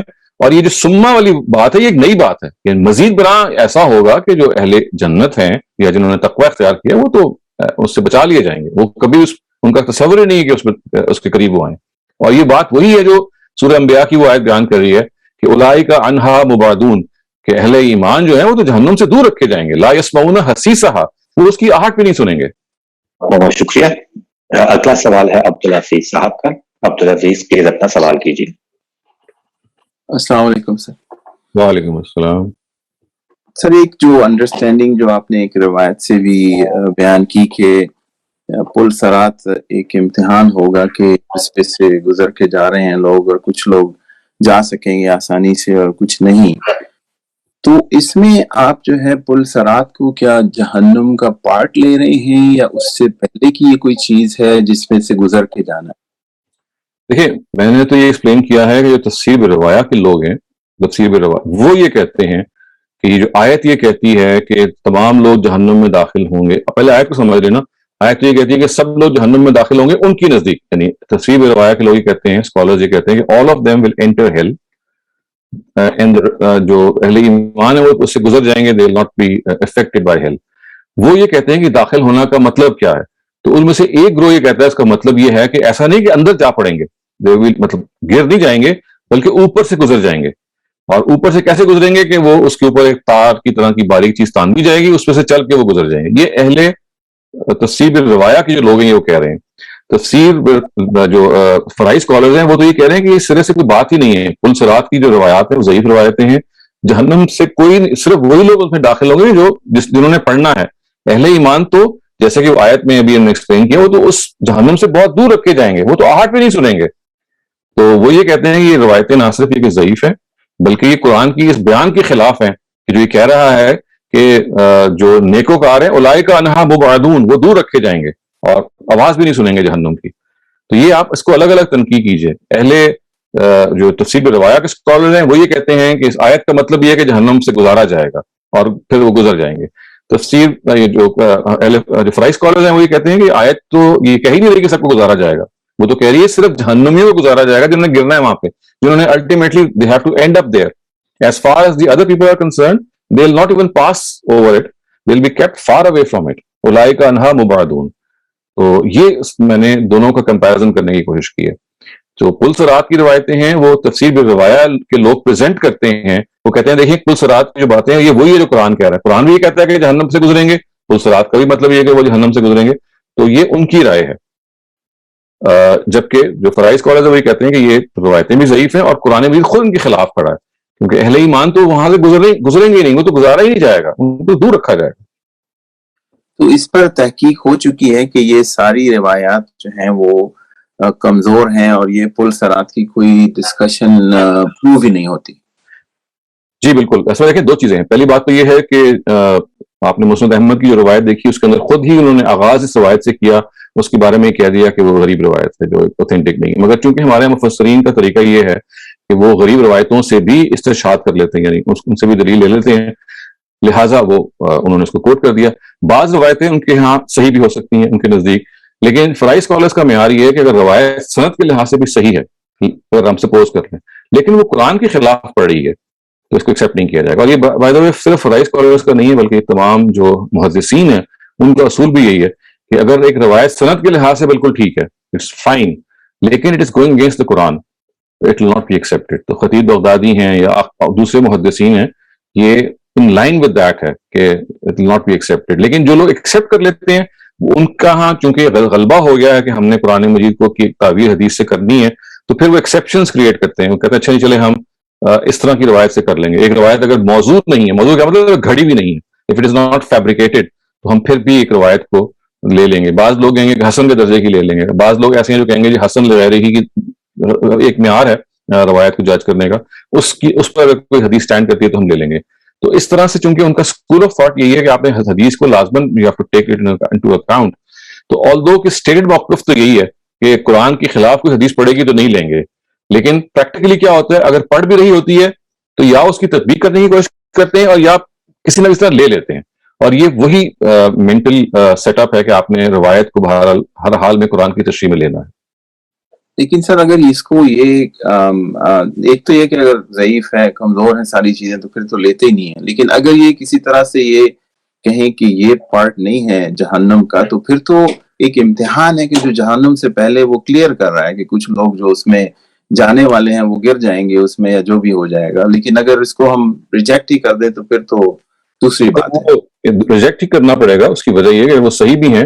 تو قرآن دیکھیں ایک اور جگہ کیا کہہ رہا ہے, وہ کہہ رہا ہے, میں بھی بار بار میں آیت کو پڑھ رہا ہوں کہ اولئک عنہا مبعدون, جو نیکوکار ہیں وہ تو اس سے کوسوں دور رکھے جائیں گے, وہ آہٹ بھی نہیں سنیں گے. جہنم کی دھاڑ قرآن مجید میں جگہ جگہ بیان ہوئی ہے کہ وہ دھاڑے گی, چیخے گی, چنگاڑے گی. تو ظاہر ہے جو گزریں گے ان کو تو آواز آئے گی, جو قریب ہوں گے ان کو بھی آواز آ جائے گی. یہ تو یہ کہا جا رہا ہے کہ اہل ایمان تو کوسوں دور ہوں گے, اس کو تو ان کو جہنم کی آواز بھی نہیں آئے گی. تو یہ تو انہی لوگوں کے لیے ممکن ہے کہ جو جہنم کے پاس بھی نہیں ہوں گے. تو اگر آپ یہ کہیں کہ پل صراط صرف جہنمیوں کے لیے ہے تو وہ ایک الگ بات ہے, حالانکہ وہ ایک پھر بھی ڈیبیٹیبل ہے کیونکہ پل صراط کی روایتیں اس طرح سے اسٹیبلش نہیں ہے. لیکن دیکھیں تعویل یہ کی جا رہی ہے کہ پل صراط ہر ایک کے لیے ہے. all mankind will pass over hell, all mankind. میں بار بار دیکھیں یہ کہہ رہا ہوں کہ ان کے جو الفاظ ہے وَإِن مِّنكُمْ إِلَّا وَارِدُوهَا, there will be none except all of you who will pass over this hell. یہ ہے وہ ترجمہ کر رہے ہیں. فرائز اسکالرز کہہ رہے ہیں یہ جو ام منکم کے جو ورڈ ہے they are not meant for all انسانیت, all mankind. They are meant for people who are being discussed in the context. اور وہ کون ہے, وہ اہل جہنم یا وہ لوگ ہیں جنہوں نے کفر کیا ہے, تو ان کو مخاطب کر کے کہا جا رہا ہے.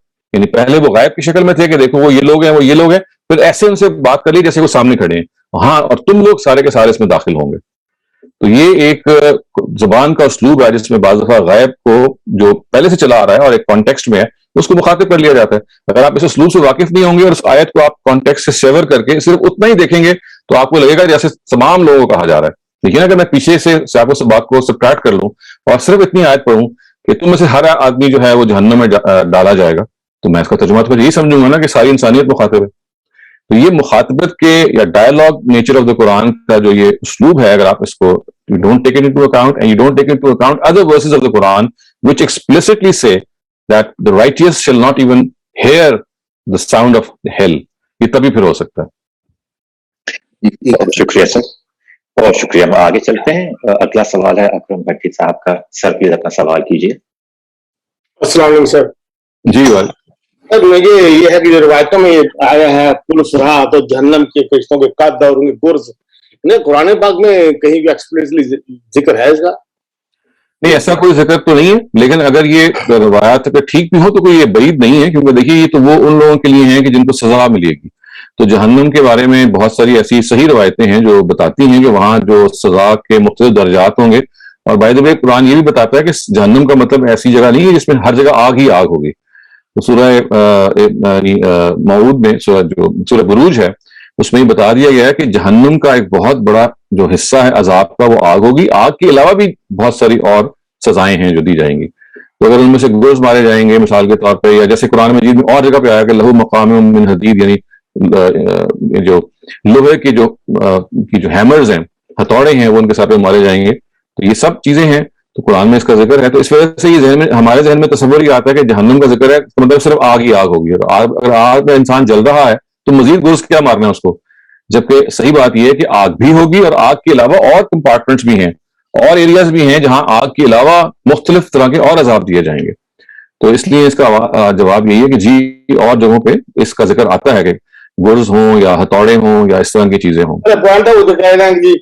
گرز اتنے سخت ہوں گے اور ایک ماریں گے تو اتنے لاکھ لوگ مر جائیں گے. جو ہے کہاں سے یہ وہ تفصیل ہے کہ جو ضعیف روایتوں میں بیان ہوئی ہے, جو ایڈڈ چیز ہے. لیکن اتنی بات ضرور ہم مان سکتے ہیں کہ بھئی ایسا کچھ نہ کچھ ہوگا. یہ کہ ایک گرز سے 70 لاکھ چورا چور ہو جائیں گے, this is something which is debatable and can be debatable. لیکن جو اصول ہے وہ یہی ہے کہ بھئی اہل جہنم کے لیے قرآن مجید سے معلوم ہوتا ہے کہ بہت سخت سزا ہوگی, اور آگ کے علاوہ بھی سزائیں ہیں. مطلب it's not just hell fire, hell consists of other punishments as well. اور جو پل صراط کا آپ نے بھی 2-3 بار ذکر کیا, وہ جو बाल से ज्यादा बारीक होगा, तलवार से ज्यादा तेज होगा वो, इसका भी मतलब ये भी खुद समझा गया है इसको, इसकी कोई तस्वीर तो नहीं है कुरान पाक में, क्या है? जी मैंने तो अर्ज किया ना कि कुरान मजीद में न सिर्फ ये कि तस्वीर नहीं है, कुरान तो उसके उलट खड़ा है। कुरान तो ये कह रहा है कि अहले ईमान, चूंकि देखिए पुल सिरात का कॉन्सेप्ट पहले समझ लेना, जो तफसीर रवाया के स्कॉलर्स का कॉन्सेप्ट है वो ये है कि पुल सिरात पर से सारी इंसानियत को गुजारा जाएगा, चाहे वो नेक हो चाहे वो बद हो, ये वो कहते हैं। जो तो आपने बता दिया वो बड़ी अच्छी है, वो बहुत अच्छा क्लियर हो गया आपने। जब वो हो गया तो अब चूंकि उनके यहाँ तो ऐसा क्लियर नहीं ना हुआ, उनके यहाँ यही राय है कि सबको गुजारा जाएगा, तो जब सबको गुजारा जाएगा तो फिर जाहिर है कि पुल सिरात तो उनके यहाँ एक ऐसी इम्तहान की चीज है। लेकिन कुरान से मालूम होता है कि अहले ईमान के लिए ऐसी कोई चीज नहीं है, अहले ईमान तो उसे दूर रखे जाएंगे। ये अव्वल तो ये पुल सिरात है क्या, ये खुद डिबेटेबल है, ये रिवायात से सही स्टैब्लिश नहीं होता। जो खुद कुरान से वाज़ेह होता है वो ये है कि उनको बस जहन्नम में डाल दिया जाएगा। भाई एक वो शख्सियात जिनको जहन्नम में डाल ही दिया जाएगा, उनको ऊपर से गुजारने की के बारे में कोई तफसील ना हमें मालूम है, ना उससे कोई खास फर्क पड़ता है। कुरान में जो कुछ पता चलता है वो ये कि उनको पहले जहन्नम में बिठा दिया जाएगा, हौला जहन्नमा Jasiya, they will be made to sit around hello, ताकि वो ये देखें जी कि ये जगह है जहां हमने गिरना है, यहाँ हमने जा पड़ना है। ये खुद एक टॉर्चर है, और उसके बाद उनको डाल दिया जाएगा। ये इतना कुछ तो कुरान में है, लेकिन पुल सिरात की कोई सराहत कुरान मजीद में नहीं है, जबकि वो रवायात भी जो पुल सिरात की हैं वो इसकी मुतकाजी है कि उनकी सेहत को देखा जाए, और ये भी मालूम होता है कि उनमें से अक्सर और बेशतर ऐसी हैं जो ज़ईफ हैं।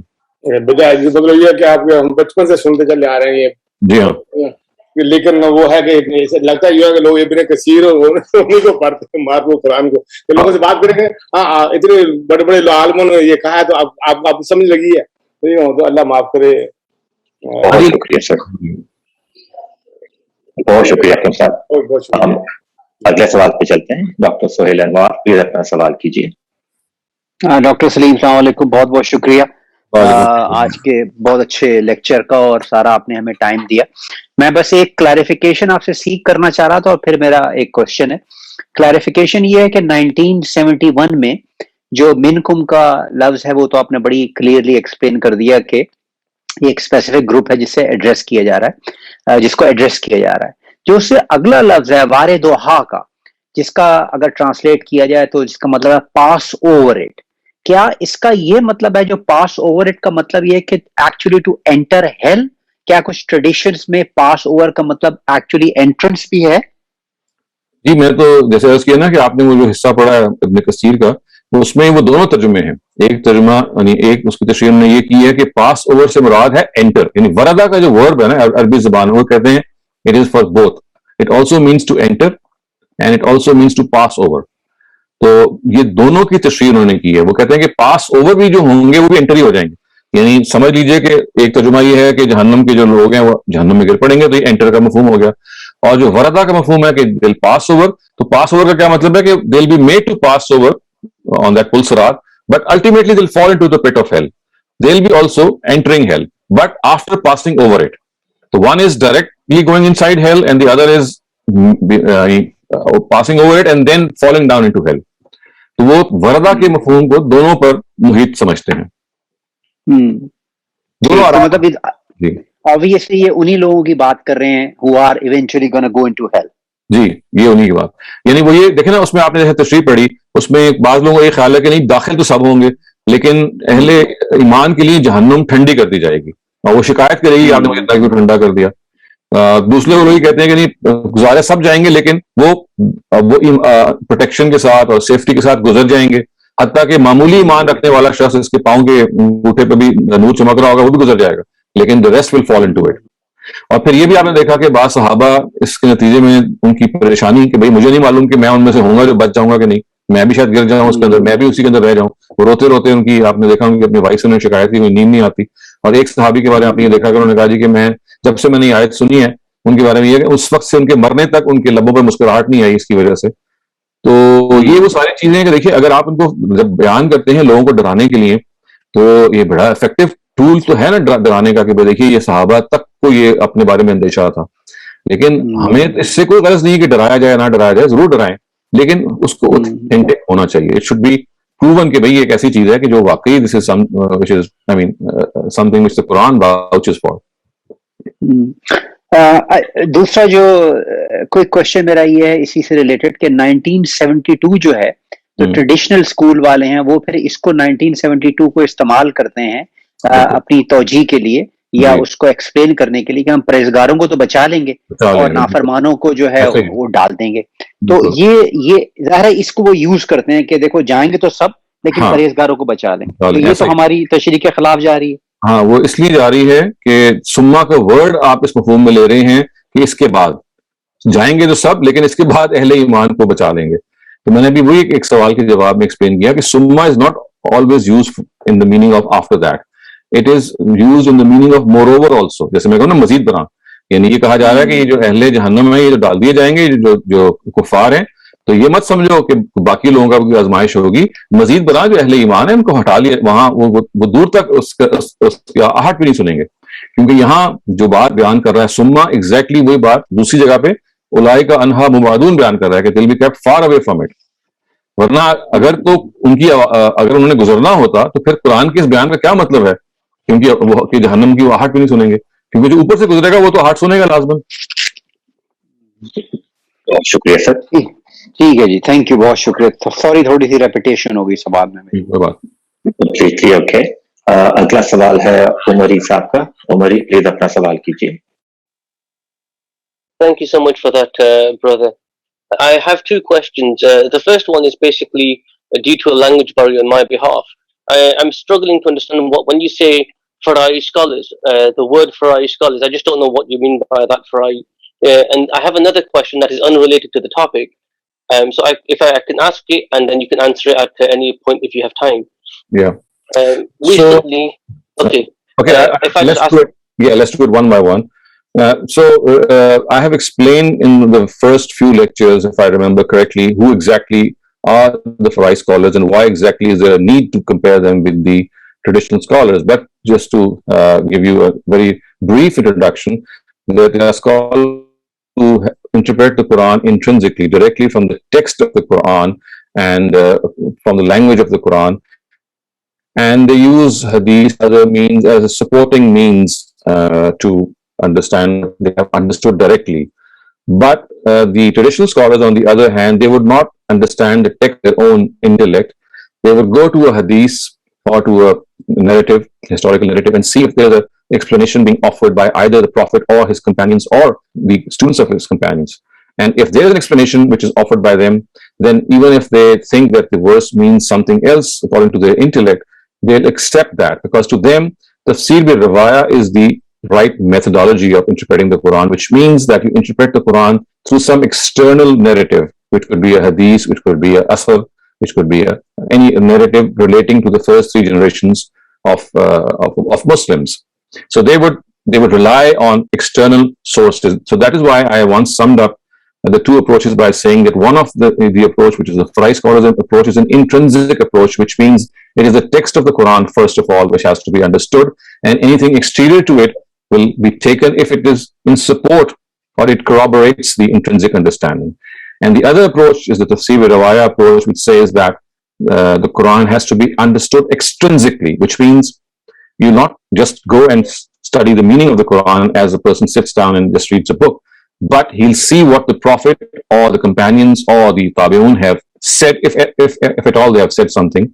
And then whatever they have said, regardless of one's own understanding, he will always rely on the understanding which is put forth by those narratives. So this is in a very brief way a small comparison. Otherwise, if you need more details, I think in the first few lectures I have given a detailed introduction to the methodology of both these schools of thought. Excellent. So that's great. Thank you. I'll take a look at those videos. One of the reasons I haven't been on quite a few sessions is recently my sister passed away, my eldest sister. So I just wanted to ask a basic question that, a lot of families are saying after the 40 days of burial, it's a hatam, and some say no. And I've read both for it and against it.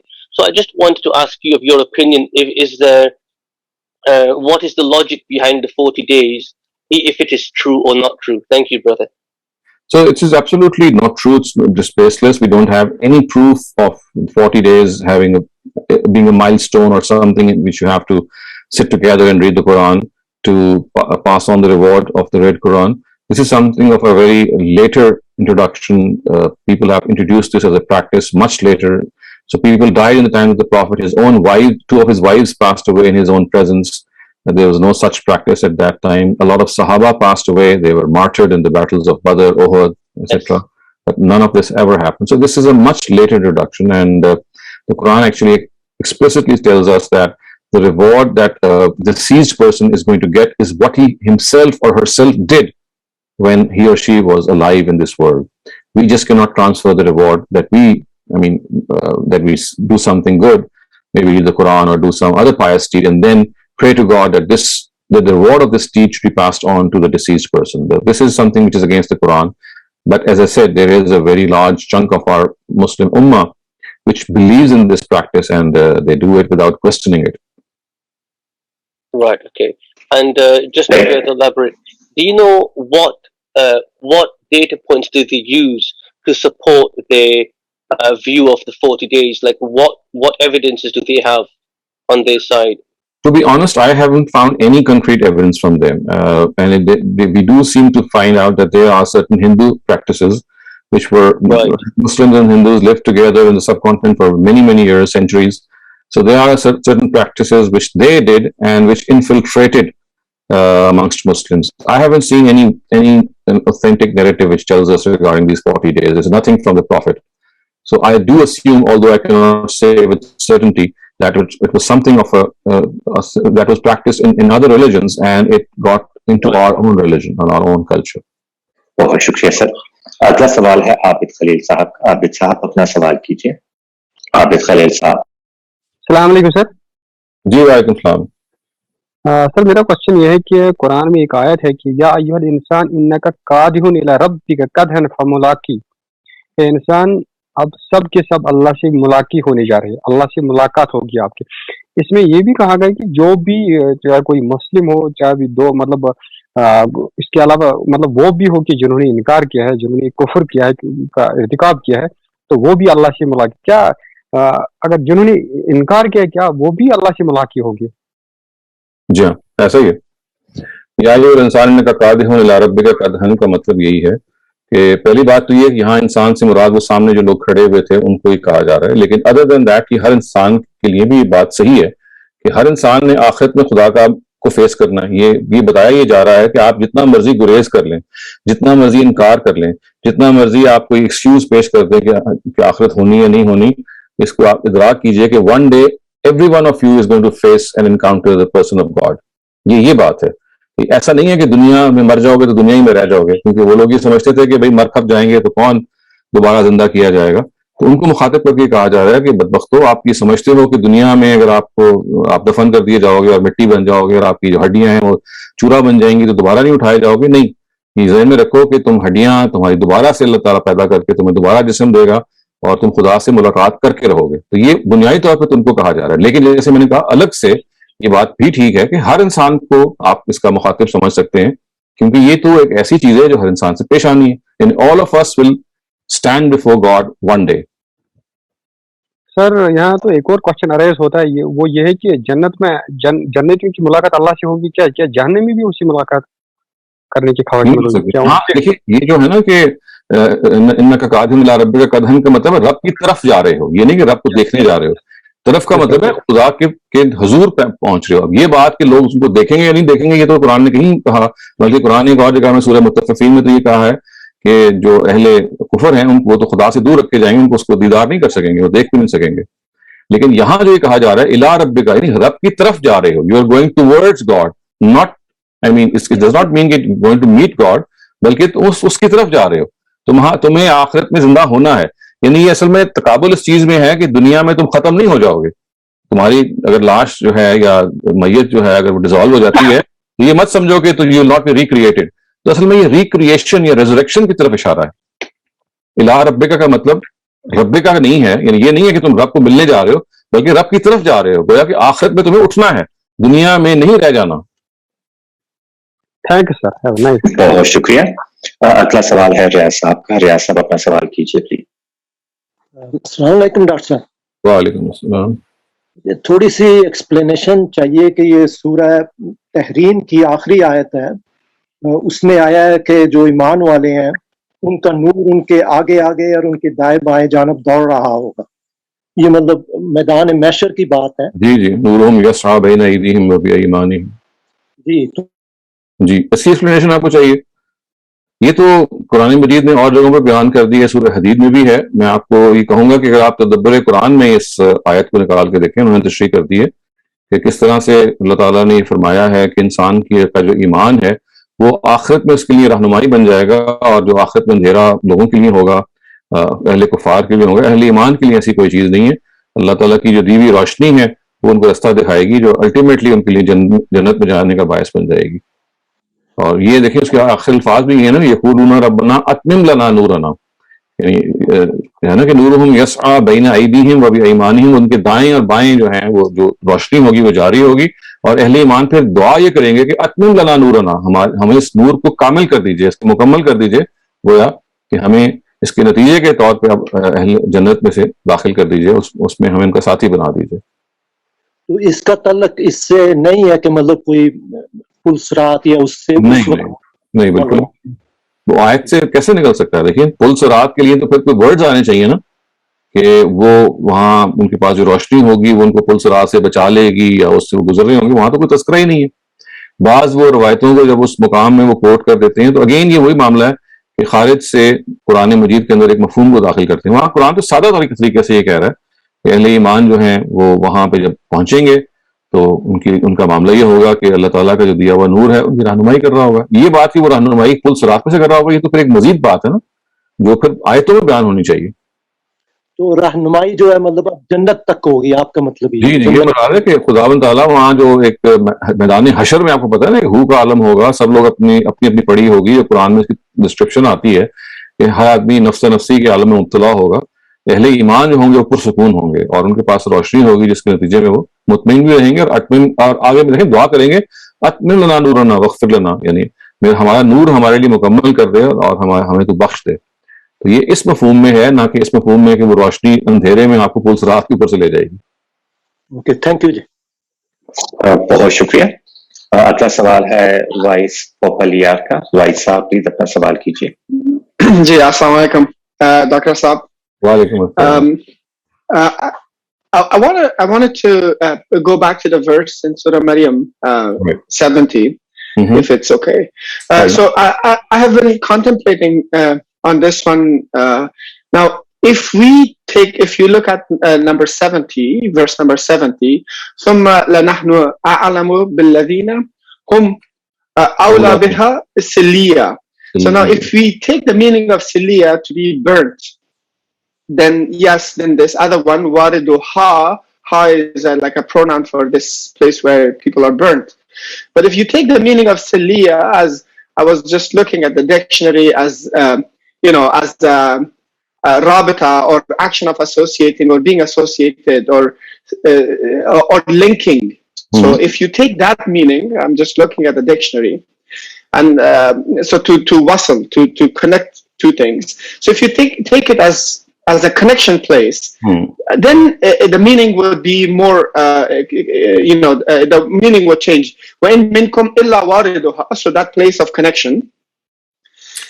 كَانَ عَلَى رَبِّكَ حَتْمًا مَقْضِيًّا, and then the next one, ثُمَّ نُنَجِّي الَّذِينَ اتَّقُوا, we will save, or we will deliver those who were devout, and then leave the wrongdoers therein on their knees. So in the place of connection, if those people who are wrongdoers, they will be left to be taken to hellfire later, but the people who are muttaqi, they will be taken and nunaji, they will be given najat, or safeguarded.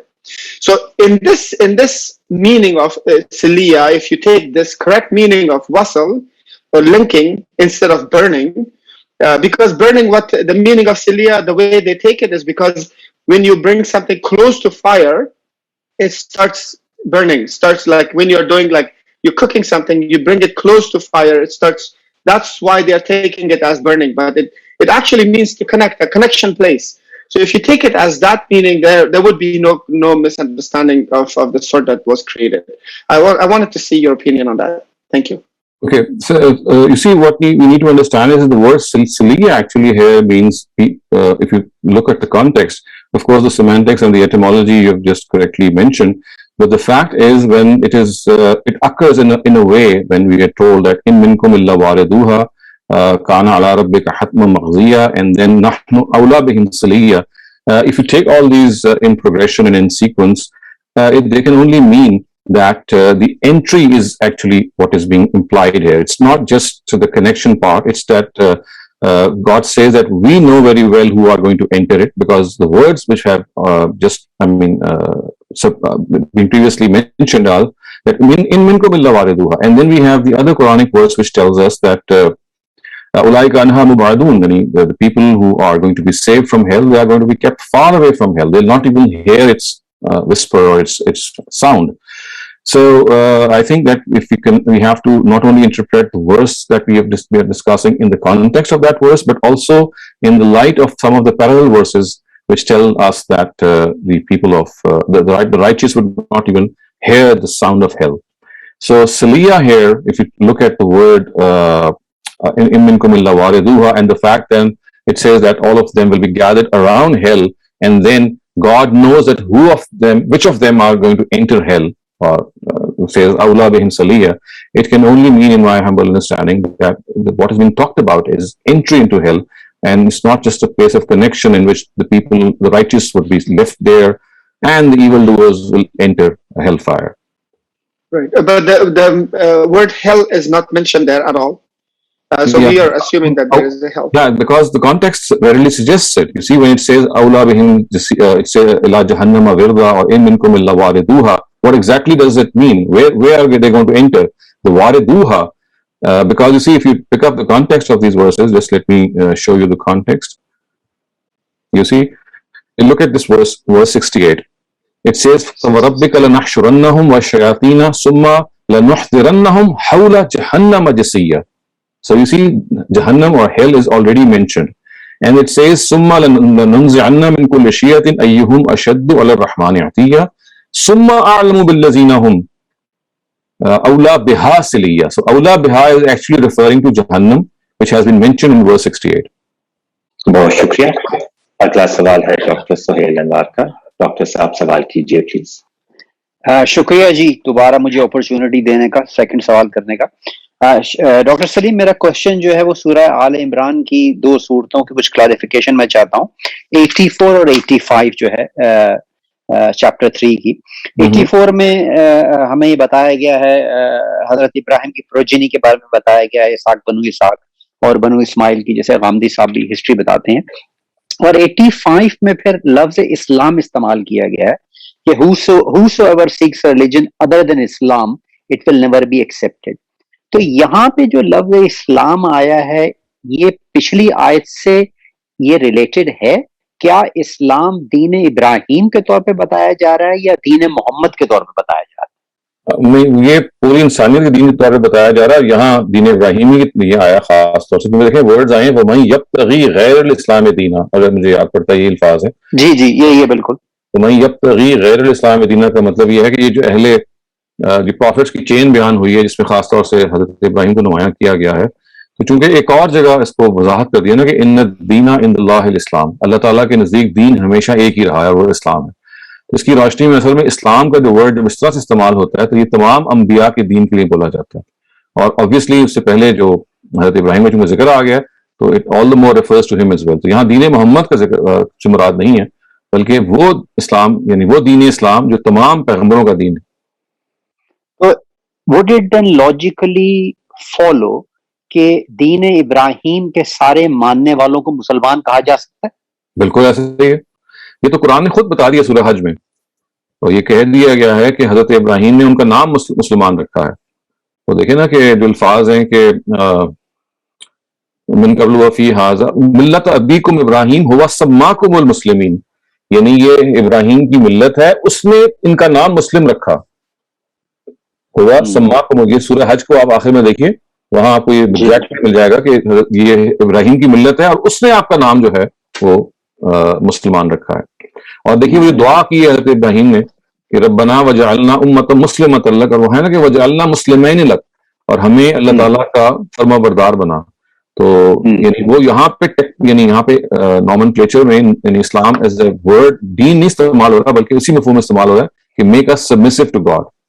تو اس وجہ سے اسلام کا word تو اس طرح سے استعمال ہو جاتا ہے سبمیشن کے لیے فار آل, لیکن یہ جو مسلم کا ورڈ ہے وہاں قرآن کے آخر میں سورہ حج کے آخر میں دیکھیں گے کہ یہ ہوا سماکم, اس نے تمہارا نام, سماکم کا مطلب ہے he kept your name. What did he keep your name? As Muslims.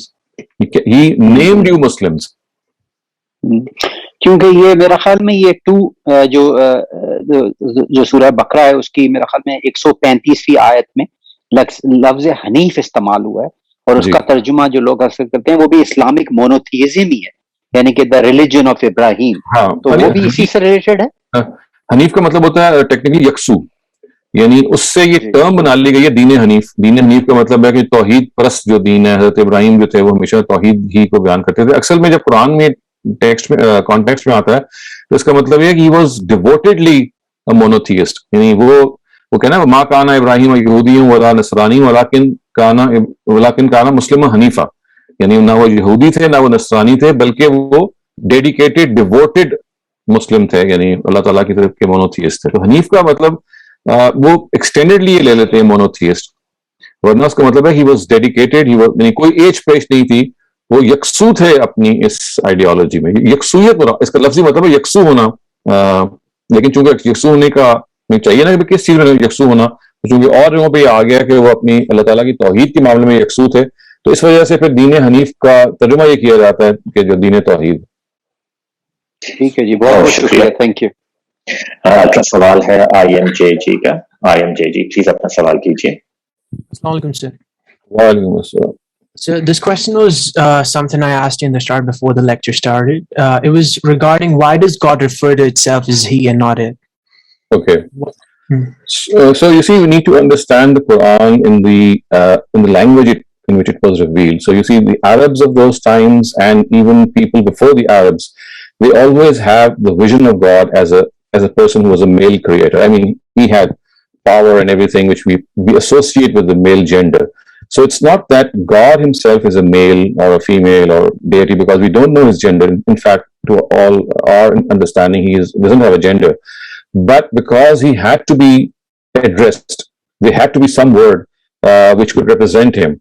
So in ancient languages, because people already used the male gender for God, I mean the male pronoun for God, so the Quran adopted that word. So it's basically a linguistic issue. It is not a biological, I mean, it does not point to any biological thing. All it does is that in the garb of language or in the diction of a language, a deity, someone who has created us, has always been referred to in the male and in the masculine gender. So it's just basically the concept with which people were already aware of, because you see, Quran was revealed much later. People had already a concept of God, and they already would address him as he. So the Quran did not change this. So in other words, what you can understand is that when the word he is spoken about him, it does not refer to any gender. It basically is an adoption of the tradition in which the previous peoples always addressed God in the masculine gender. So the Quran did not change that tradition, it adopted it, because even today and even in those cultures, a deity is always associated with the masculine gender. Again, it does not mean that he has a masculine gender, but because of the fact that the masculine gender, he is associated with power and strength and might, so they had to choose between one.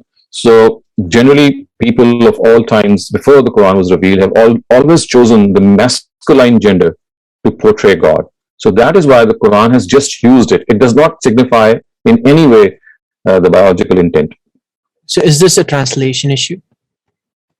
I would not say it's a translation issue. I would say it's the culture of the language which has arisen in the minds of people. You see, a deity has never been seen, at least the deity of Abraham or the Abrahamic religions. And I mean, he had to be addressed some way or the other, in some form or the other, in some living form. If you had used word it, again, it would have referred to a non-living entity, would have made things even worse. So the choice was either he or she. There was just one choice. And the he was adopted because linguistically people have always associated a deity or a creator with masculine powers and with masculine attributes. So it's just a way of addressing God. It in no way undermines the feminine gender. as many of the feminists think, that why isn't God the feminine? I mean, why isn't the feminine pronoun used? So the fact is that the feminine pronoun is not being used because generally people in their own language culture address God by the masculine gender, which does not in any way undermine the feminine gender. It's just that people associate God with this. Yeah. So actually, right, there is a very big problem that arises from here, because the modern critics, they say that God has been created by the human mind, right? And they say, and they give an example that the lions, for example, the lions, they think that the lions of the gods is just someone who roars even louder and even like, you know, someone who is more fierce than that. So it's like it is being given like God has been given a human form, and also it was not just culture specific, right? God knew that this word is going to be till the end of the times, where the times are going to get really bad, and it's not just culture specific, right? So like if God knew all of this, then why was it so culture centric? Like why was it so like Arab centric, like 1400 years ago, when the word is forever, like it's going to be here until the day of judgment? Why is it that God is giving them just like, it's so specific that it's only for people 1400 years ago, but the word is eternal, like it's going to be here until the day of judgment? Why is it like that? So there are two separate questions. One is the fact that what exactly is the localized or the cultural issue which still persists. I would take it as a separate question. And this question that why is it the word he has been used and it still persists? And the answer to the second question is that there is no other choice we had. I mean, we had to address him with one of the two genders. And just as people in ancient times always used the male gender for that, or the masculine gender, and that practice is still continuing. I mean, we still associate power and might with a masculine gender, with the masculine gender. It is only in the last 200 years when the feminism or the movement of feminism has arisen, has this question arisen. Look at the fact that we always had a chairman, and now we are forced to call a chairman a chairperson because people think that, what about a chairwoman? So you see, every male-oriented pronoun or noun which was present in our language is now being revised so that the female gender is also taken into account. This is because of that awareness or that feminine the movement of feminism which started about 200 years ago, and we have started to read the Quran in the light of that movement. And so therefore this is again something that we need to understand, that the Quran, when it speaks of certain things, it speaks of what we have in our own excess. We don't have any third gender or the neutral gender, as one would say. Although it is present, but again, it has different connotations. So mankind has always associated the male gender with power and the likes of it. And that is something which they would associate with God. So I would say that even today, we have no other issue after 14 centuries. I mean, we have no other option but to address him in a way that becomes easier for us to relate to him. And then, of course, it is not the person of God which the Quran always points out. It says God actually has to be understood through his attributes. So whether masculine or feminine is just it's a minor issue, because the person of God is something that we can never know. As the Quran says, La tudrikul absar, you cannot see him and you cannot access him.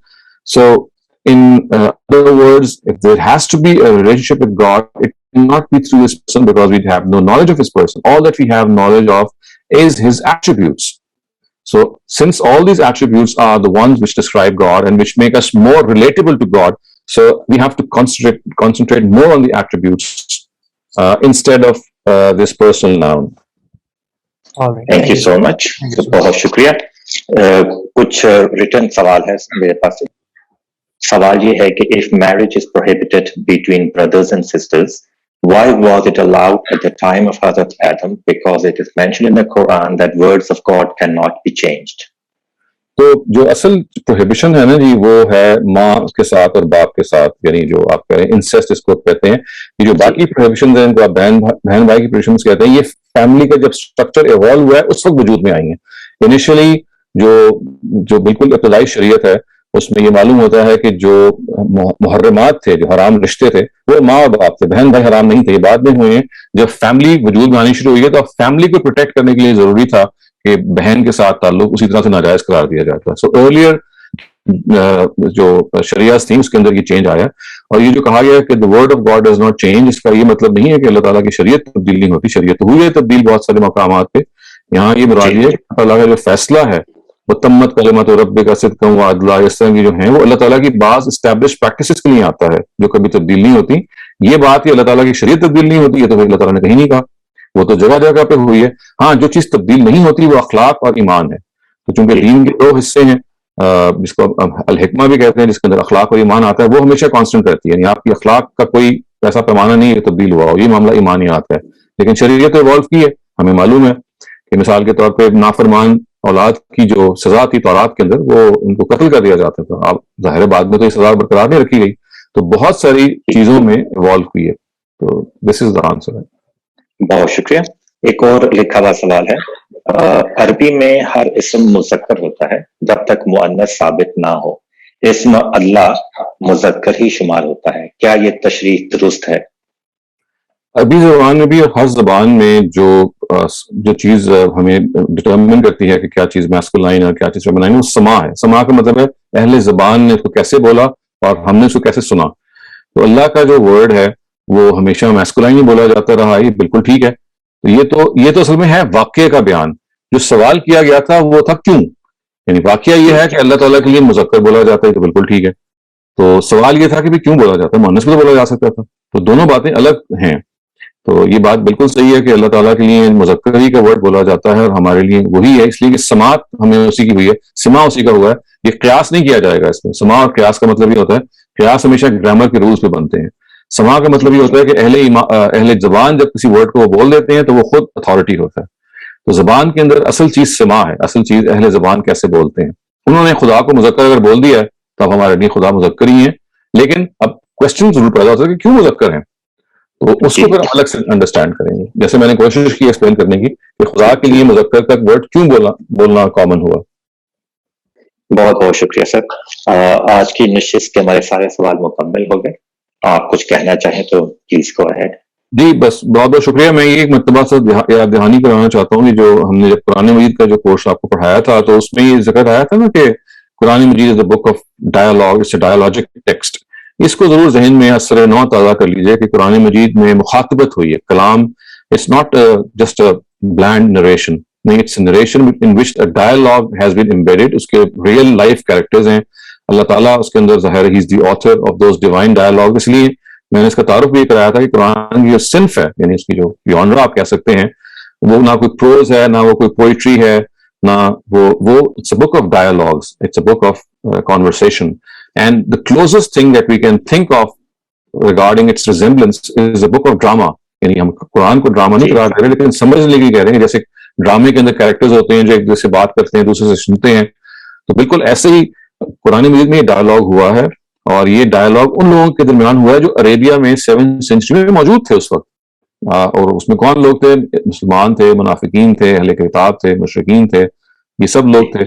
تو ان کے درمیان dialogue ہوا. اس وجہ سے جب آپ قرآن مجید میں ضمیریں دیکھتے ہیں نا کہ تم ہو یا یہ ہو یا وہ ہو، یا لوگ کے الفاظ آ جاتے ہیں، انسان کے الفاظ آ جاتے ہیں، تو ان کو اس پس منظر میں دیکھیے کہ لوگ اور انسان اور انسانیت سے مراد وہ لوگ اور انسان ہیں کہ جو وہاں سامنے موجود ہیں، نہ کہ تمام دنیا کی انسانیت. اگرچہ بعض آیتیں ایسی بھی ہیں جو تمام انسانیت کو مخاطب کرتی ہیں، لیکن وہ چند ہیں اور وہ اپنے الفاظ ہی سے واضح کر دیتی ہیں یا دنیا سے سارے انسان مراد ہیں.